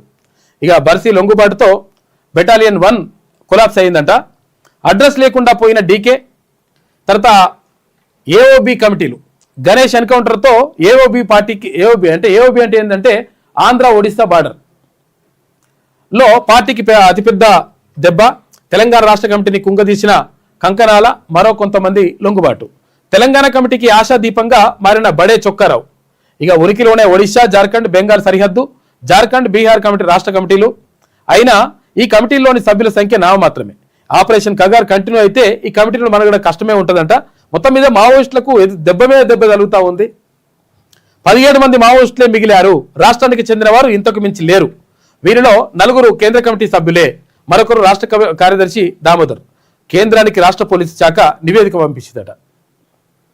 గోదావరిపై ఎన్ని ప్రాజెక్టులు కట్టినా పర్వాలేదు, గోదావరి నీళ్లు వాడుకుంటే అడ్డు చెప్పలేదు. కాళేశ్వరం కట్టిన అభ్యంతరం పడలేదు. 40 ఏళ్లుగా 3000 టీఎంసీలు గోదావరి నుంచి సముద్రంలోకి పోతున్నాయి. తెలంగాణలో గోదావరి నీళ్లు కూడా వాడుకోవాల్సిన అవసరం ఉంటే వాడుకోండి. తెలుగు రాష్ట్రాల మధ్య విద్వేషం కాదు, ఐకమత్యంగా ఉంటేనే తెలుగు వాళ్ళు ప్రపంచంలో నెంబర్ 1 అవుతారు. ఇక త్వరలో పోలవరం ప్రాజెక్టు పూర్తవుతుంది. కృష్ణా గోదావరి నదుల అనుసంధానం జరుగుతుంది. ఏపీ ముఖ్యమంత్రి చంద్రబాబు మాట్లాడి మంచిగా ఉన్నది. ఈ నీళ్ళు కూడా కొట్టుకుపోదామని ప్లాన్ చేసిండు. అట్లా కృష్ణా నీళ్ళు కొట్టుకుపోవాలంటే గోదావరి నీళ్ళని కలపాలి. ఓఎన్జీసీ డ్రిల్ సైట్లో గ్యాస్ లీక్ అయిందంట. కార్మికుల పోరాటానికి సంపూర్ణ మద్దతు. మంచిర్యాల సిమెంట్ కంపెనీ కార్మికులకు న్యాయం చేయాలి. బకాయిలు, సర్వీస్ పరిహారం అందజేయాలి. కంపెనీ ఆస్తుల విక్రయాన్ని నిలిపివేయాలి. తెలంగాణ రాజ్యాధికార పార్టీ జిల్లా అధ్యక్షుడు మహేశ్వరం అంటున్నాడు. ఇక కాశ్మీర్ మొత్తాన్ని భారత్లో విలీనం చేయాలి. పీఓకే సహా జమ్మూ కాశ్మీర్ ఇండియాలో భాగమే. కాశ్మీర్ను పాక్ ఆక్రమించడాన్ని తాము గతంలోనూ వ్యతిరేకించాం, ఇక ముందు కూడా వ్యతిరేకిస్తూనే ఉంటాం. పాక్ ఉగ్రవాదాన్ని ప్రోత్సహిస్తుందని చెప్పేసి బ్రిటన్ ఎంపీ బాబ్ బ్లాక్మన్ అంటున్నాడు. మహిళా సాధికారతకు పెద్దపీట. ఆర్థిక స్వావలంబన కోసం కృషి చేస్తున్నాం. ప్రతి మహిళ హెచ్జిహెచ్ సభ్యురాలుగా ఉండాలన్నదే మా సంకల్పం. మహిళా సంఘాల చేత త్వరలో యాదగిరిగుట్ట వద్ద క్యాంటీన్ ఏర్పాటు చేస్తారట. రాష్ట్రంలోని మహిళలు మహిళా సంఘాల్లో చేరాలి అని చెప్పి సీతక్క అంటుంది. సబ్ రిజిస్ట్రార్ కార్యాలయాల్లో పారదర్శక సేవలు, మెరుగైన సేవల కోసం సంస్కరణలు తీసుకొచ్చాం. అన్నింటికీ శాశ్వత భవనాలు నిర్మిస్తామని పొంగులేటి. అదనంగా 490 వెంటిలేటర్లను కొనుగోలు చేస్తున్నాం. గాంధీ, ఉస్మానియా, ఎంజీఎంలో అందుబాటులోకి తెస్తాం. వైద్య ఆరోగ్య శాఖ మంత్రి దామోదర్ రాజనరసింహ ఇక శాసనసభ ప్రశ్నోత్తరాల సమావేశంలో ప్రశ్నోత్తరాలకు మంత్రులు సమాధానం చెప్పిండ్రు. కార్మికుల పోరాటానికి సంపూర్ణ మద్దతు అని చెప్పి చెప్తా ఉన్నారు. మంచిర్యాల సిమెంట్ కంపెనీకి సంబంధించి తెలంగాణ రాజ్యాధికార పార్టీలో చేరికల జోరు కొనసాగుతూ ఉంది. కండువా కప్పి ఆహ్వానించిన party chief MLC Teenmar Mallanna, Nalgonda జిల్లా ఇన్ఛార్జ్ వట్టె జానయ్య సమక్షంలో చేరికలు. తెలంగాణ రాజకీయాల్లో ప్రత్యామ్నాయ శక్తిగా ఎదుగుతున్న తెలంగాణ టీఆర్పీ. ఇక ఓఎన్జీసీ డ్రిల్ సైట్లో గోదావరి లీక్ అయింది. గోదావరిపై ఎన్ని ప్రాజెక్టులు కట్టినా పర్వాలేదని చెప్పేసి చంద్రబాబు అంటున్నాడు. అట్లా అంటున్నాడు, మళ్ళా మేము కట్టుకుంటామని చెప్తారు. బియ్యం ఉత్పత్తిలో నెంబర్ 1 అయిందట భారత్. ఇది ఇట్లా ఉంటే ఇక నమస్తే తెలంగాణ చూసుకుంటే భారత్పై మరిన్ని సుంకాలు. నేను సంతోషంగా లేనని ప్రధాని మోడీకి తెలుసట. అమెరికా అధ్యక్షుడు ట్రంప్ అంటున్నాడు. ఇవన్నీ పిచ్చి పిచ్చి మాటలు మాట్లాడతారట ఆయన. కమిటీ మీరే వేసుకొని కోర్టుకు వస్తారా? రేవంత్ సర్కార్కు సుప్రీంకోర్టు సూటి ప్రశ్న. నల్లమల సాగర్పై స్టే ఇచ్చేందుకు నిరాకరణ. నివేదిక వచ్చే వరకైనా ఆగాలి కదా అంటూ న్యాయస్థానం చివాట్లు. ప్రభుత్వం వేసిన పిటిషన్ విచారణపై ధర్మాసనం సందేహాలు వ్యక్తం చేసింది. సివిల్ వివాదం అంటూ వ్యాఖ్యలు. విచారణ 12వ తేదీకి వాయిదా వేసింది. ఇక పిఎన్ లీక్ పై రాష్ట్ర సర్కార్ డొల్లవాదన మరోసారి తేట తెల్లం. సుప్రీంలో వాదనలకు విలువ లేకుండా చేస్తున్న ప్రభుత్వం అట. హ్యాపీ న్యూ ఇయర్ ఆఖరి కాల్. నిఖిత తండ్రి కన్నీరు మున్నీరు రైతులు పాపం. అమెరికాలో హైదరాబాదీ దారుణ హత్య. మాజీ బాయ్ ఫ్రెండ్ చేతిలో మెట్టుగూడ యువతి హతం. ఇక మిస్సింగ్గా ఫిర్యాదు చేసి భారత్కు నిందితుడు పరారైనట. చెన్నైలో అర్జున్ శర్మని అరెస్ట్ చేసిండ్రు ఇంటర్పోల్ టీం. ఇక ఫోన్ ట్యాపింగ్ కేసులో సర్కార్కు చుక్కెదురు. సుప్రీంకోర్టులోనూ మాజీ మంత్రి హరీష్ రావు విజయం సాధించండి కేసుకొచ్చింది. ప్రైవేట్ కేసులో ప్రభుత్వ అప్పీల్. హరీష్ పై కక్షతో సుప్రీంకోర్టుకు వెళ్లి పరువు పోగొట్టుకున్న రేవంత్ సర్కార్ అని ఒకటి.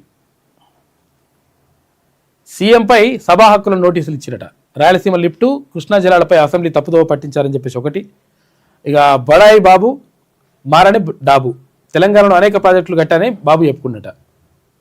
ఇక మను పైన కన్ను. 50 ఎకరాలు లాక్కునేందుకు రేవంత్ సర్కార్ ప్లాన్ చేస్తుందని చెప్పేసి ఒక వార్త. హెచ్సియు తర్వాత మరో వర్సిటీ భూములపై నదరేసిందట. ఇది నమస్తే తెలంగాణలో ఉన్నటువంటి ప్రధాన కథనాలు. మొత్తం మీద జరుగుతున్నటువంటి పరిణామాలు ఇట్లా ఉంటే ఎట్టి పరిస్థితుల్లో ఇప్పుడు ఏడ్చుకుంటూ మొత్తం మీద బయటకు వస్తూ ఉంది కదా. కాకపోతే ఏంటంటే మొత్తం వేల కోట్ల లక్షల కోట్ల రూపాయలు సంపాదించి ఆ సంపాదించినటువంటి డబ్బుతోటి మొత్తం విదజల్లుతాం, ఏమైనా చేస్తాం, రాజకీయాలను మారుస్తాం అనేటువంటి ఆలోచనతోటి కొంతమంది ఉన్నట్టుగా కనిపిస్తూ ఉంది. ఎట్టి పరిస్థితుల్లో అవి నడువై. ఎందుకంటే తెలంగాణ ఉద్యమం సమయంలో కూడా ఇట్లనే అట్లా అనుకుంటే అట్లా ఏపీ వాళ్ళు అట్లనే అనుకుంటే తెలంగాణ ప్రజలు దాన్ని మొత్తం కూడా ఖతం చేసి పడేసిండ్రు. కాబట్టి బీసీ సమాజం ఇటు ఎస్సీ ఎస్సీ బీసీలు మైనార్టీలందరూ కూడా ఒక్కటైనరు. కాబట్టి దీన్ని ఎవరు ఆపేటువంటి పరిస్థితి మాత్రం ఎట్టి పరిస్థితిలో ఉండదు.